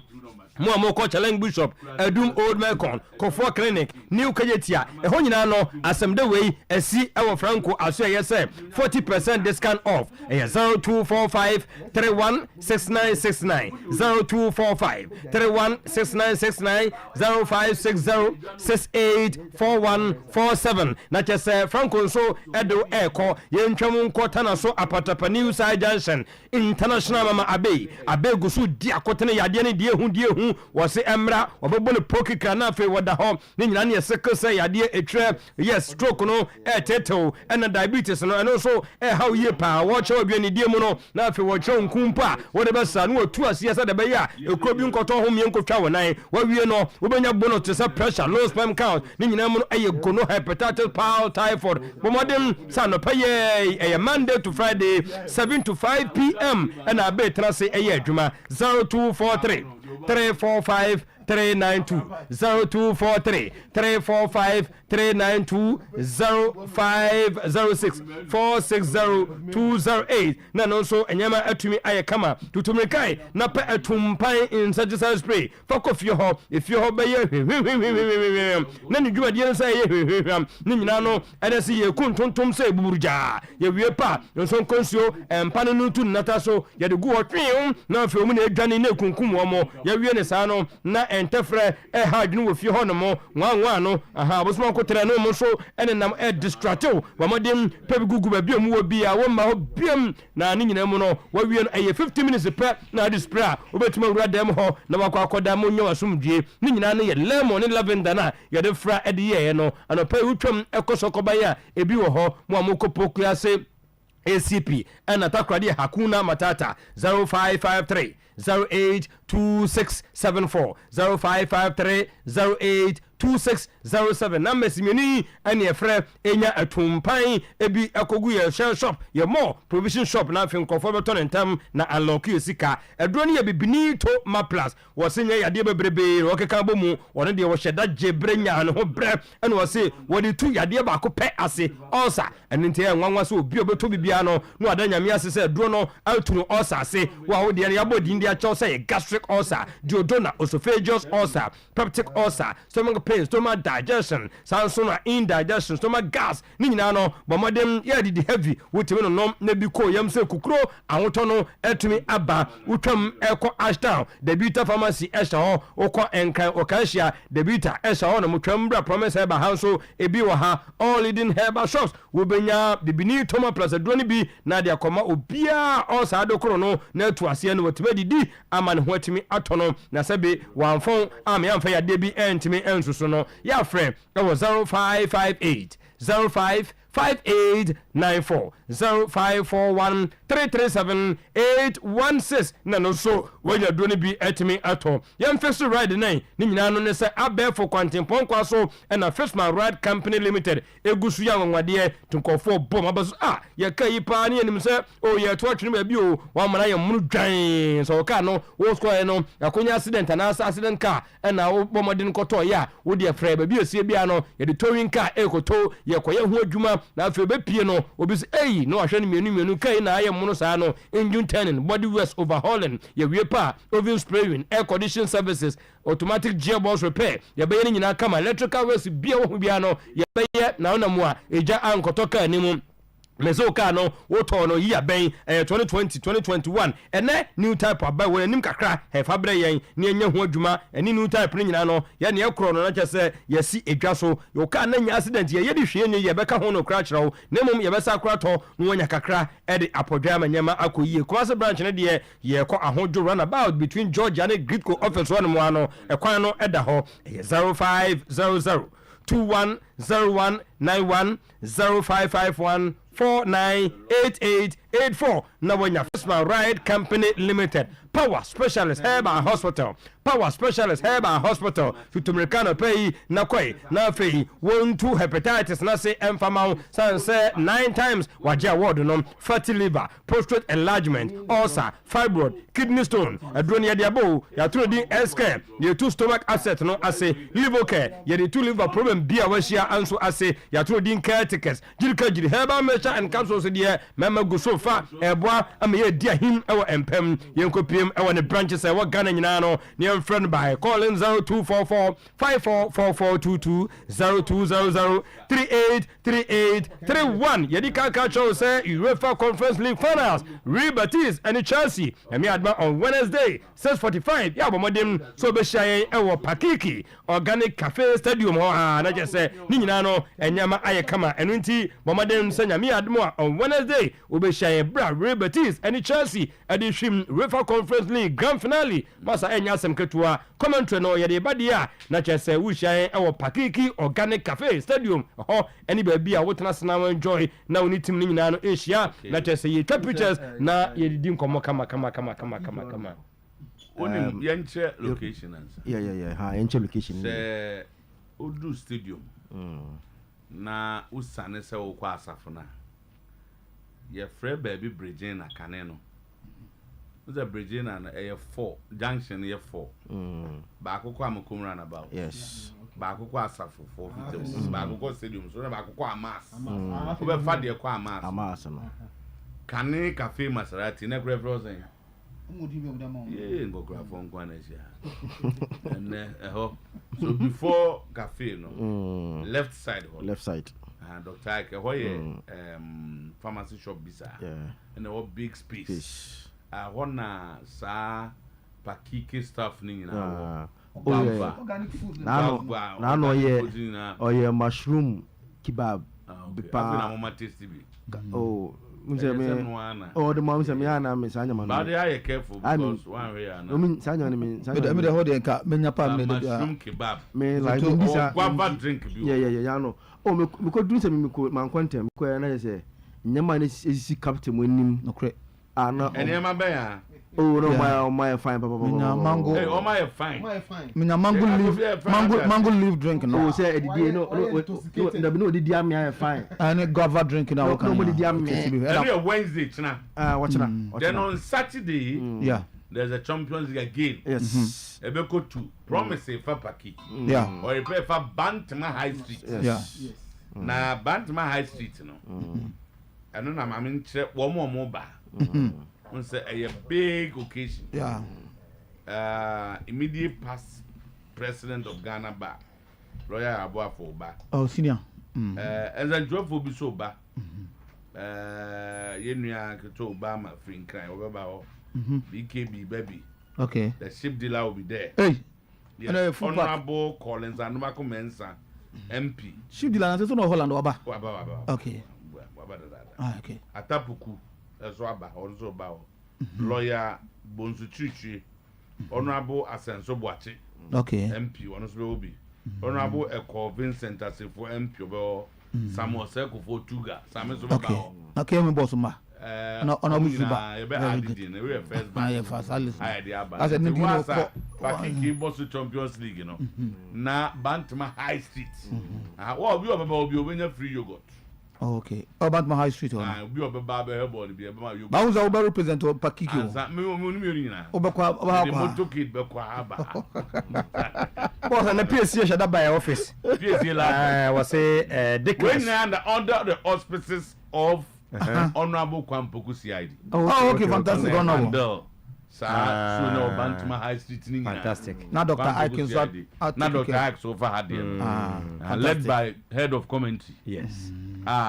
Or a lot of accounts to do after that. More fine. Okay, say Dickness Comfort Ejewa or Denmark Central Church of Pentecost. Birthday every elder as a country. And I say we say Dickness Comfort Ejewa Denmark Central Church of Pentecost special birthday boss. Okay. Bafo yanko.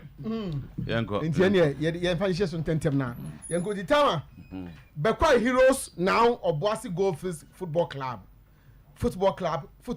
back in Obuasi, but will the people accept it? Okay, all right, the inside. Cafe, former cafe, no. Before the inside. Okay. I know right side. Before then, I left here Pakiki. The inside, that's it. The inside. Time until finally, you see idea. The deal is done. Transfer done. Club moved to Obuasi. And you know, you see idea. Obuasi for no, almost. The worst officiating I have ever seen was at Bebiani yesterday. The referee came Sunday. The referee came to frustrate Kotoko. Too many yellow cards, deliberately to weaken our team. Chairman K5 cried foul. Officiating there, but we know very, very bad. Very, very bad. Football, no, and now referees, no. Omu nyoma jinse omu jina park ni sunti omu nkwa ni de omu yo hwe ni ababa menka no kwencho team kobobo na ya start ball no seriously wakoya de kra onya yellow card unti mo ball wo so bo 5 yellow cards me me sin mu miensa enye yellow card dia o be so wiki team no enti na me ma yellow card ba heart no ukwa yeso akasa etia no na se bi mpia bia say to no ma na kete koku se Ghana football kete koku na di referee no bai yenye ka bi ni se Ghana football yenye you can't be any other Ghana football. One match we have a DA. Say defender head the ball. Defender no not striker nechi. Now defender need to make Chelsea ball need to beat striker and the pair outside. But just maybe that. That's on the day. Very very bad. Very very bad. And what you cry? Where the or many last men ni me na ye mu bia who say omo kuti akoto. Owo enkofo sie. No kra na me kan nyese bia me yakoto ni no. Enkofo sie too much. Ni wo ni kwenti a yenkwa yekwa because so bit me share ya or the adidin. Yenso ye show bia hu da bia ye shemunti ye mfa ho. Eni ti mo ye sa no. Come anti we there. Chama K5 din chechire mu no abati ti. No more Europe.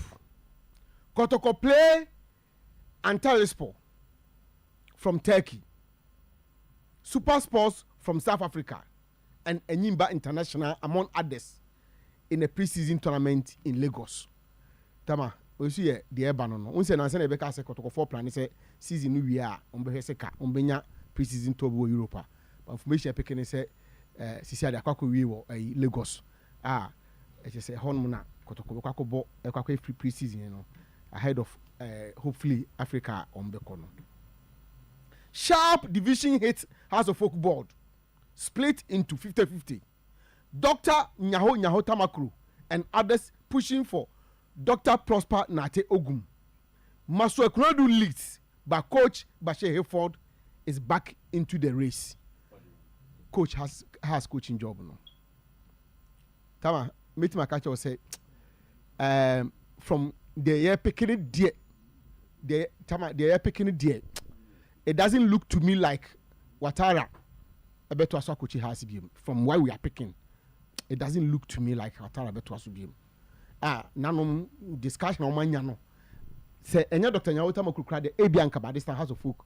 About 90% done with Maswell. But because of Dr. positioning, you know, I'm almost I'm far Maswell and possibly Coach Bashir for the subit my bem. Enti so the Aquakujina no. Tama the last one winner ye. If you want to take Amankona to us, then you should be ready to send his girlfriend to stay with him in Accra. He cannot live in Accra without his girlfriend, or house should be ready to allow him to visit Brekum every week. House supporters tells House recruitment team. Tama, information I picking say Anka House decided Anka season we some omutim farm ankona. But omu ye bibia wie ya omu di hu nkomo na House supporters na wo Brekum e ka champion for say awe mo farm ankona ko nka de emfa ye ho en hayen obebo man yanka epe na mankona ontimi ntina nkan e wa bra ne girl ne ti Brekum ene so I don't mugu ni pe no masisa. Why I don't know. Nyanum ga say asema o maka kire omo a I don't know am say House for no hu di omo nyemfa sa di no. Omo say House for no person omo fan dia na ti so omo de girl no beka ho bi nyesa on week bi obesan ba Brekum abesra no. Ana House for no so say omo so ayi ho no be players net no obi ana na yire nte ho nti omo ntimi mane ma ho bi nti tama eno ya ama amankwa deal no to House of Folk no ya din kakra me pacho me ka asasem pacho about 2 seasons or 3 now Hungary no work game pa makore we don't know the same team now a regular player you season and go for no as a almost squad so say we are course of soba one offer no say opeso bagana regular player they be as the for can dia me can say bit my best na angry on want me antena ho no ti eno has for enhwe mum film ni hwem e ya sema so to hunu say bi obi kasa bi na won kan wo hwe but so mu hwem so they on pesa I don't think it's fair to him. Oh, yeah, no, right now, if House of Folk want him, they should create it. So, I'm my high diamond, I'm going to Obama, then that is it. So, play some move wife from Kubi. Girl being count. There be a particular one, a UNSBia, a my different. One just it's not fine. Baby, or no best what's not there. Any idea, you know, say, and yeah, someone. Who say no kana pesa ne na me hwe say wonu bi de ye wa me mo ne mabo wa family but obi va siasa adwuma na aye discuss siasa akwa imte wanu asemo siasa pa ambaza mu fana adwuma de say asuma sinkan wa wontimi nta me to be honest with you say o say o ma adwuma won kran na say one first sister nko bia anya de meko titi nko say o yere ai na mzidi ai ba style oyere ai mebo na kre ase yipa uchu mu ide ase be ka be bia ni hu style oyere ai mebo ai ndi bezi na girlfriend say be nyina na be yere this time no oyo me girlfriend asa na me ware no ba jo mon fa fo ana we ai ba cho mo si ba bia nedi ba cho me ba wi enti no say ala no ma ko ka tre be amangura ge ni on di mobo obi asa abas oni senate kasa che microphone aba kagu mic o lady bi obrekum o ti ma me agwa mbusa no ana o senior man e be na isa na le no mbusa no deny le no ntu kwan na see me say me deny case over deny no cross over kan case over but we deny na time office over deny their case over we deny o say na senior man be na man yesa me da say ba say ya sam no man kwai na so folk problem solve Mankuna best striker in Ghana league kai bijudi na ya kwa ya na best striker ya ba so ya be kan wa sam be ya kwa he so wo o na bokin ya fa me tie mi na me tie senior man o fans bi so to wo what yo ve no ko fio kwa se o ka so be shewa no mo sati ko fio e di ago no ana ha go fa san go fo na kon cry wo go fo kon cry na ye mama on grow ko fi nwa okay and number 1 we ya go ye mama no we say ha no to ha for dey say obu twanyo magumu ase simple Mankuna wa ha oben say Alonso's profile coming into Madrid is a big coach profile. His record speaks for himself. He's not a novice in player management, and others also best seems to imply. Meaning that if that was you, but those if you are managing Leverkusen with players they are yet to get to the top. It is a big difference between managing Mbappe where Drew Srohe dada. Harry again, Ouattara is the one behind Amankra to us. So how is he not continuing? But all discussions with other coaches are on hold until the season ends. If Ouattara wins the last 2 games, he may be in the top 4, and that cements his stay. These players were justified players. They will now buy Premier League experienced players for him and see for a half season. An info for you. Tama, I confirm my story no. I confirm my story no. Tama, the second line no. The second line no. I say all discussions with other coaches are on hold. My story says he say, the board has been divided into 50-50. Ebinom fu say Ouattara ni no kakra nti ye hwe no. Ebinom so fu say yema Prosper na to ogumra. Ebinom so fu say Maswell. Ebinom kwa asa akobọ bashi din asa de abebam biu.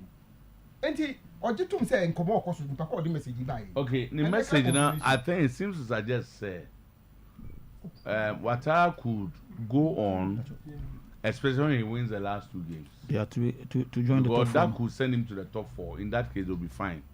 James in a way will confirm more story and say the last 2 games now and I trigger because all discussions are on hold. But you say I don't go in so am a coaching team because Chelsea the coach BJ Champions League the following year. There be Chelsea, Real Madrid. There be Chelsea. Madrid cry. I will carry Roberto Martinez. Madrid so have sacked after Kotoko off 10 years. Yes. Kotoko off 10 years. I'm coaching course. Kotoko off that 10 years. Razak, I'm so coaching course. We are 10 years when you go. You need to go guys for me. Na bant ma hinu time. Want to hinu time. Man guys won't go coaching. One of the guys go coaching course. Think walk off 10 years. Would you league? And also the Ghana Football Association has officially announced the registration and transfer window for all clubs in the Ghana Premier League, Division 1 League and the Women Premier League.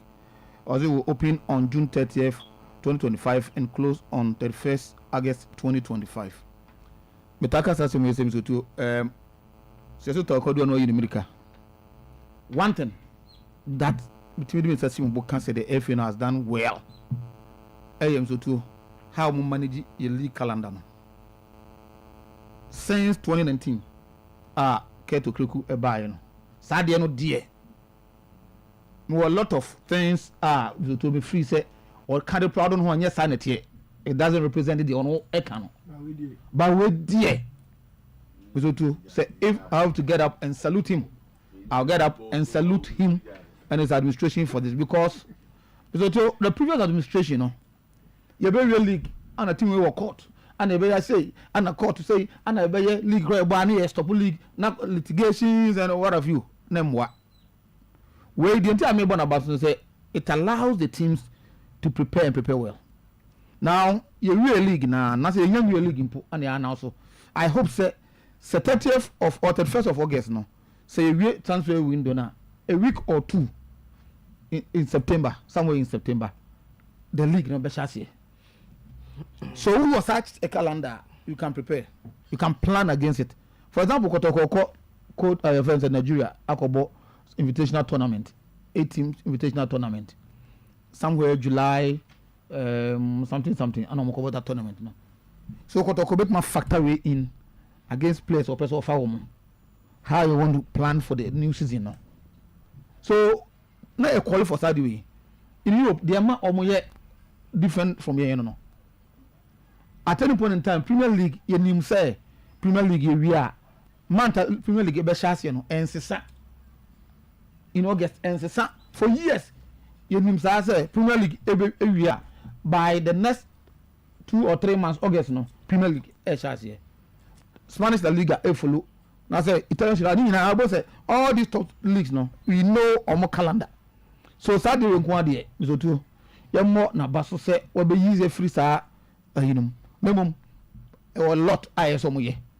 American league no that of a successful league in a can wasem no. That's a lot. How to folk play about one be a metina sema na ya meja e yampadu. Proud to say all joining house to folk no national team player. Now you're proud to say arguably the best right back in our league. Obake yampadu na mzoto akoba say ne girlfriend fi kuma se koya oni team manager issue ba ya pam free camp no. Since then minu say moves akoso man return e Bastila no asa nipa bi hu ebo ntom yam as far as folk concern and I won hu san form na ye nim no all this while and Montina at the end of the season House of Folk if you say the contract no House of Folk almost sign Manchester United for contract ni bi so mo ya no mo the 1 year bi ato club no the refusal option so be trigger and now on trigger at the end of the season no and Purdue contract na wie but has indicated say they are not going to trigger and some of more can have to do with disciplinary issues and I want to believe say that you happen the girlfriend dia or Manchester movie but still no me feel say and go well with the team no at the end of the day me feel say he's a good player me make my recommend number any other team maybe I don't know when but he's not a bad player just that we will move away from the form no kakra as against Selena no. Chairman K5, so to Mami for me. Who's I say now had wanted to discuss that game. Now you better sir. You better discuss that game of course. Oh baby any. The be na me ka say so to Baby any gold stars of all their form. And Modiba Omo Inano. So one thing, one gold star as on Pokemon first or exercises that goes no. How to beat House of Folk and Kotoko. Oh baby any. And when almost time if you know only the league now. Now Obi more confidence on Belgian league, you know. So we calculation now. Only baby any top official as calculation. Oh can say so much Kotoko. They are talking about seeing a draw against Asante Kotoko. So no me surprise. But then I did acquire and they don't say so could crash my head game nibi. But there was a goal be a goal for this allow. Now a quality start discussion about it because we know omu screen so. What does say baby not play and pick a ball no offside and offside. And but they happen you know Commander Graphics ne the see ball boys no issue obey you know. It take the shine out of all this and to discuss it I know. In most cases Ghana a problem back on no. Your ball game we are outside issues we are M1 and more not quite discuss it game no properly. Okay. But then so too I think say some K5 are some now can be belated. So say that it's too late. That's it. Back call. Right now call. There are interesting times ahead. So I did when I mind China no. I do a hand anyway, it's interesting times ahead because information I'm picking up. The new club now, they call Boasino. The usage of Lenkley will become an issue because of the new management now. Bekwa heroes, yes. Minim say unim omo a. Bekwa heroes. Send na nansi answer be dia kokochi. Yeah. So when they struggle kakra, I'm at the point kwana as omo ande ye in the league. Ebi omo da ye pa. Omo da ye. A club back will be or be one of no more Bekwa 2-3 weeks ago na a relegation issue. Bekwa the omo ni sa range na we. Omo da ye. We mo na club no boy. Send a new DBS now. Technician. And new DBS. Because two teams, Heroes and new DBS. Enti eno na me see idea ye be di akiri kakra na hwe senior on be negotiate all those aspects on be navigate all those aspects no but omo a tight team na no akwaji abasi say omo logo a new logo na de abeto so be ka yam say a week or two ago na Zach ebe can story no ha no mo a ye nyina de anotutu tumbi and say there finally the deal is done and say a football club will be no but Lenkley any the or offices any other infrastructure that we no say club no be access to no and as say the issue and also build it up the so edify no eba tama it has for coaching at the na mpakonde message ni ba no issue has for no ehun komodie no ewom of course say yeah, the players will be on my I can say nkofoni coach na kan ho asem watara asem na making ama on na pinisu but Saman Krababa has to focus and yet because of watara and quintia the father has to focus peno and has to focus GD say so ba o betima boa and that any other coach be bia no will have to be able to use Amankona now the results the ama wo any other player be on person did be bia and I think that is a year on person with regards to Tama and Ubeka na no meeting no mokoye no. Sisi say whoever you are. Say who player na person din bahasa. E say de koma efua. Na efua no ahwe amafe omo refer to coach. And sana coach is me no maybe be awie na say omo fu so okay. Na ye de na ba ma all the necessary negotiations ama afi arabe enti the new structure I operate within House of Folk no. Enti if as the administrative manager no e wo ho no mo the MD is there but obia so your supporter so your hwan you who player wo de ko boy fu amane alaji ko recommend am ifu obia any other person bia so your boss so your you see Lazio so you hwan you so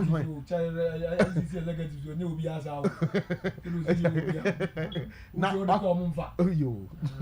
na ko boy fu amane na ifu aso so ahwe no edi nkomo bia ohu bia then they are refer their coach nti na ntimi kan alaji can be so can alaji ko be fu amane no meeting as in the minim ni amoka fa ho but who is Elijah can be? It is said in so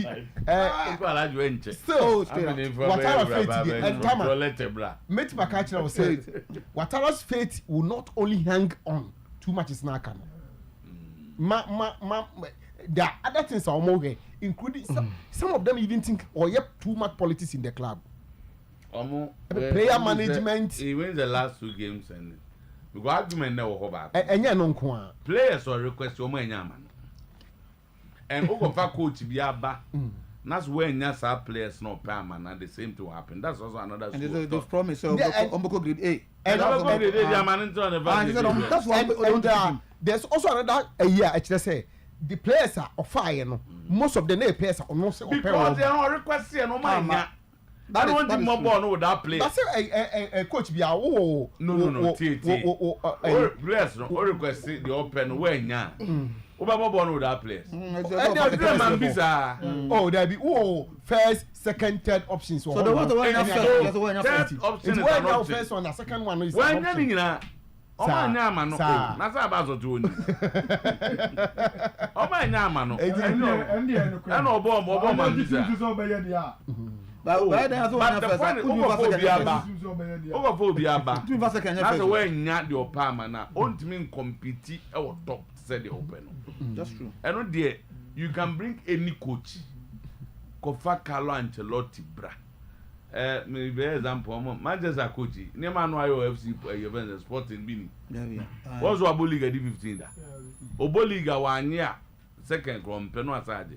As so ba when your players open or the 15 ah. Tottenham as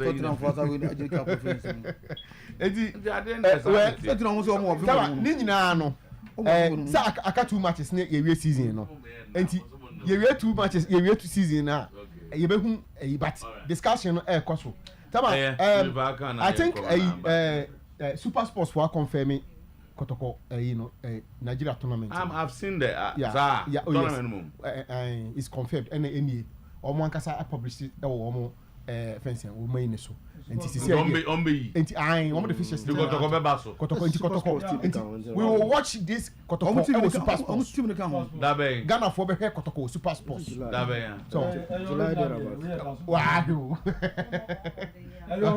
6 July to 16 July 10 days 6 to 16 it was Super Sports strong lineup so I'm say omba Ghana no na omupe team a popular ompe team a Africa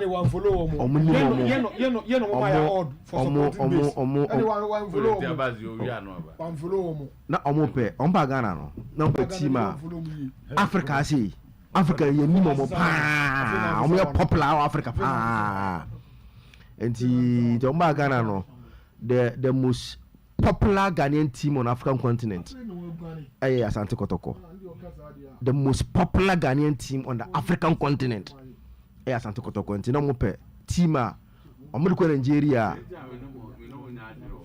the other teams no matter are they the most popular in their country? Ghana the omba Ghana criteria na Ghana criteria mo de ba na no so that JFC say imba wom Remo Stars and the Nigerian class is 6 so it's a Nigerian tournament from here 6 number 5 Super Sports and Talent Sport almost 5 and number 3 and Talent Sport from Europe Super Sport from South Africa and Asante Kotoko see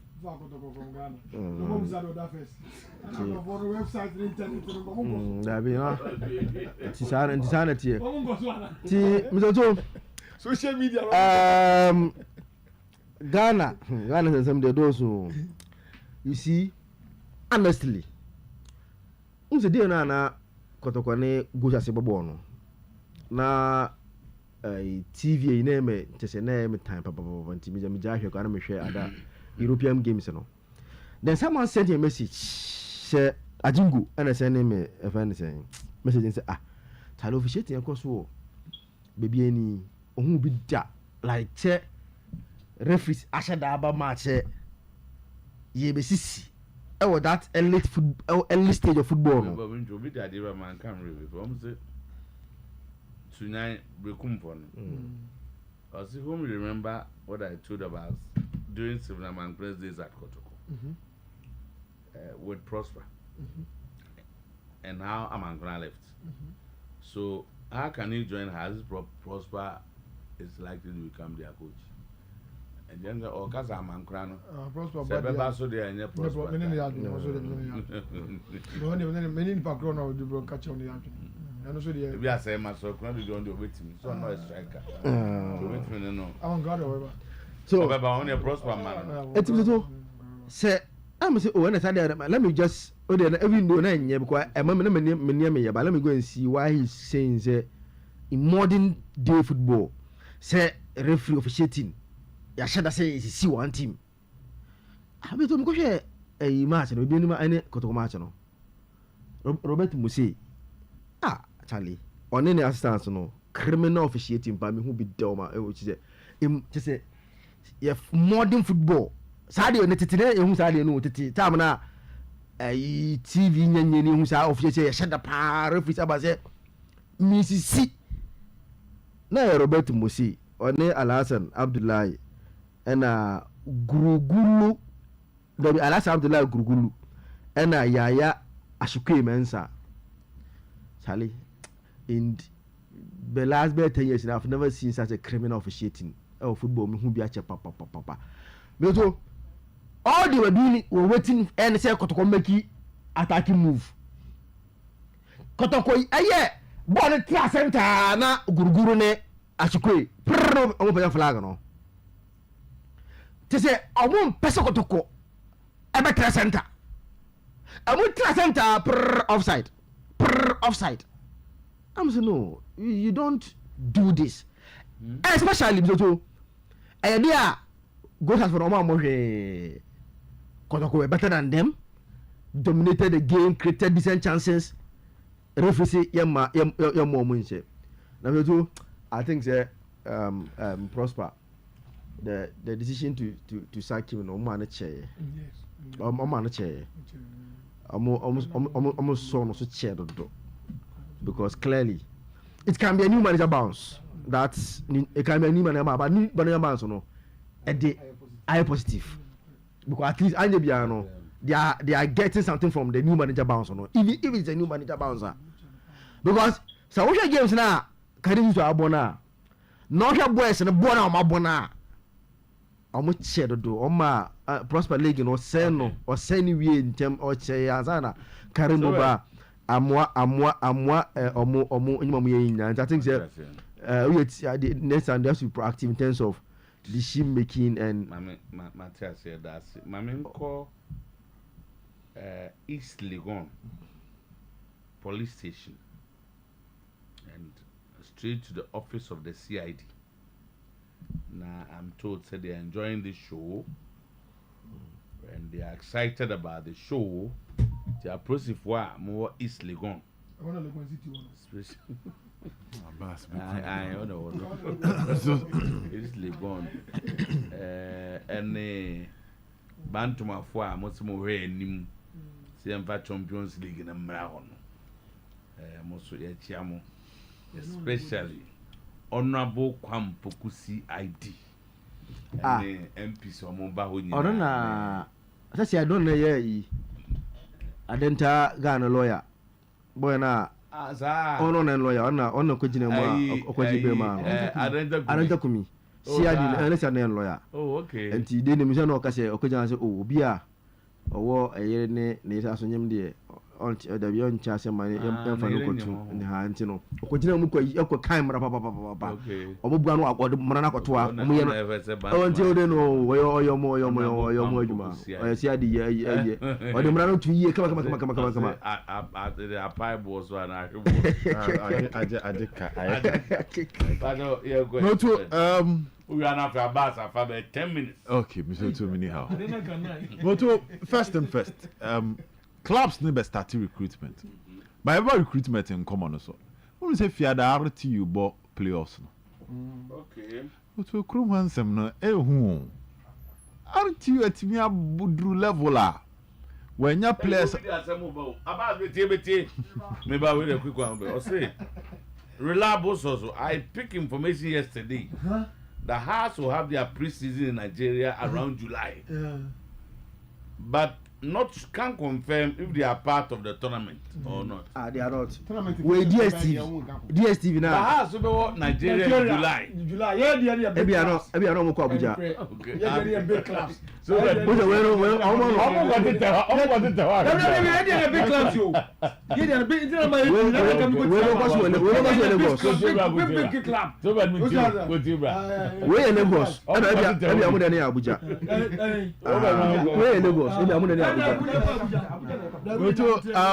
number one, RTU coming back.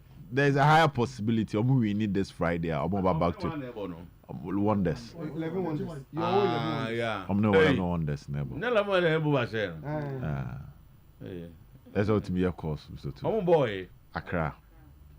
Now, me told me question about Bizani. Say, it is here the measures nego akwemu RTU ba omunsa mbe edo mu ye bi na.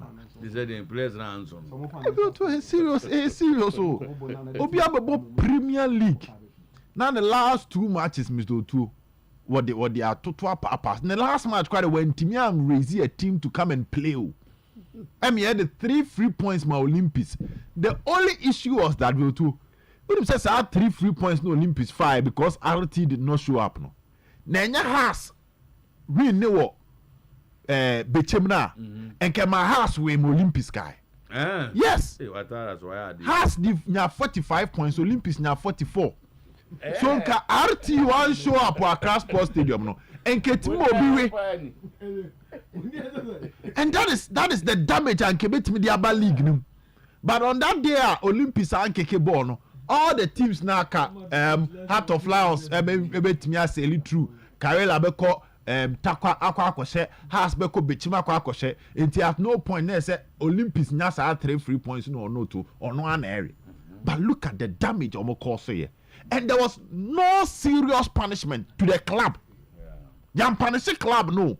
1 for not playing the game, 2 for parading unqualified players deliberately. No to your how between the players about the registration error be where they were body trimupo as players a free tamale and the afro bass atra kumasi akon cry akwa uramu or the akwa bobo na players in the Aljon Boni say. Now after 1 season, that team is coming back. Baby playoff with Timisa Bebo League. And there was no serious punishment to that club. Now let's come to the recruitment. Clubs like Kessian must learn from their. This is serious. And you can read about and get a coach was a Muranona, the mankind. There was maybe not your satisfaction. Serious punishment. Obed wants to raise is this. A club which a year ago demonstrated said they cannot even fund the trip and pay their players to go and play a football game. To come over saying there should be some assurances. Yes, they will come, and this may happen. I say, a man say today evening so I tell resurfacing baby no some baller. They can't just go and play and come like that. Oh, and Tibia.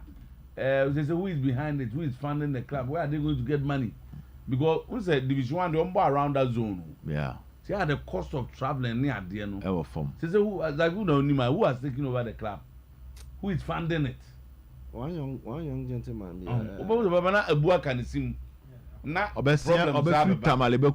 Basekebeko pando ba kon na ba bedani asem so club no mu ye na munye na relegation there's problems na doko but there problems on this problems go for relegation so Olympics o man go I've seen let me say Oyerepa the guy I've seen him bars are different from correct bars view. Accident. So at least he's showing that he has the capacity to. Okay, yeah. But I think that's a genuine concern. Moto, moving forward, recruitment now teams in Bayern they should be careful. Both hard to focus and you should study the player to know the amount player near successful or club or deba. Yeah. This is a man kuna. Omunsha mankuna ye. Amankuna mitimi ene de. So all the system say obe bo amankuna be takia do 2 or 5 goals kra wonya ma. If you watch amankuna on take. Enti omu hu say omu team the system net the same. He's a good player. He will do the scoring. Watara na recommend. Until I'm say omu go through the process. You see a way. You say Watara bit me atana, untimi ntana. They should fix that part. I'm glad the boss are check. Some guys are me Omu fix that part. He's a player that can improve the profile of how to folk and even the scoring of how to folk. Because season where the back where has hammer go say. Yeah, scoring. So indeed, based on the profile, but Mizoto, I've watched Amankuna over 5 matches. Solid player without the ball, 0. Without Mizoto and Obeche, Yebeje. So if you don't get tacklers around him, why have we go? Okay. Then and look at the end, the managers never fix on it. In terms of complaining and all those things, they will fix on it. Because this season, Sani Koni and himself said to say never be. But we've not seen set to say. Oh, hard to fook you. Who said ni? Send any news set. Eba be jehas a sin now. He has not been able to do that. So all those things must be considered. No, but what the fans can have certain players that they love, but at the end of the day, manager no bano or you play or penana or you play or be suiting the star na. Sign your money in see a check it. So one never coach yes. Or the see I'm no guess what are a coach. No, quite and to Kodia a muscle and need system no. And I'm Bashir's need system no.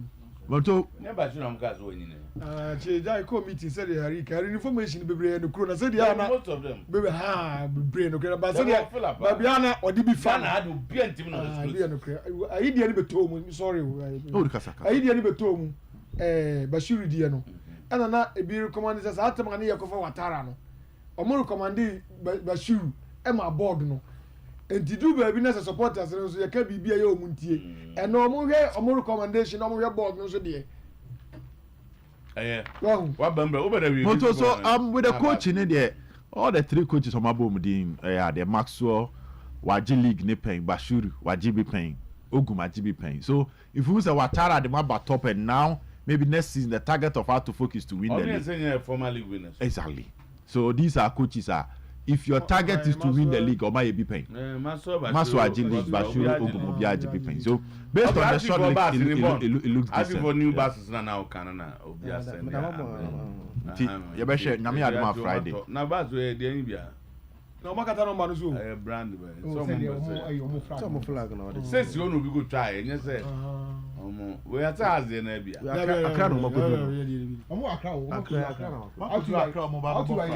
That's a bus here near picture. And I'm good. Nabuba says, so almost I could do an after my back. Wonder song. Wonder song. Dabenombo. Friday. My Friday that can real say and okay. Can you buy?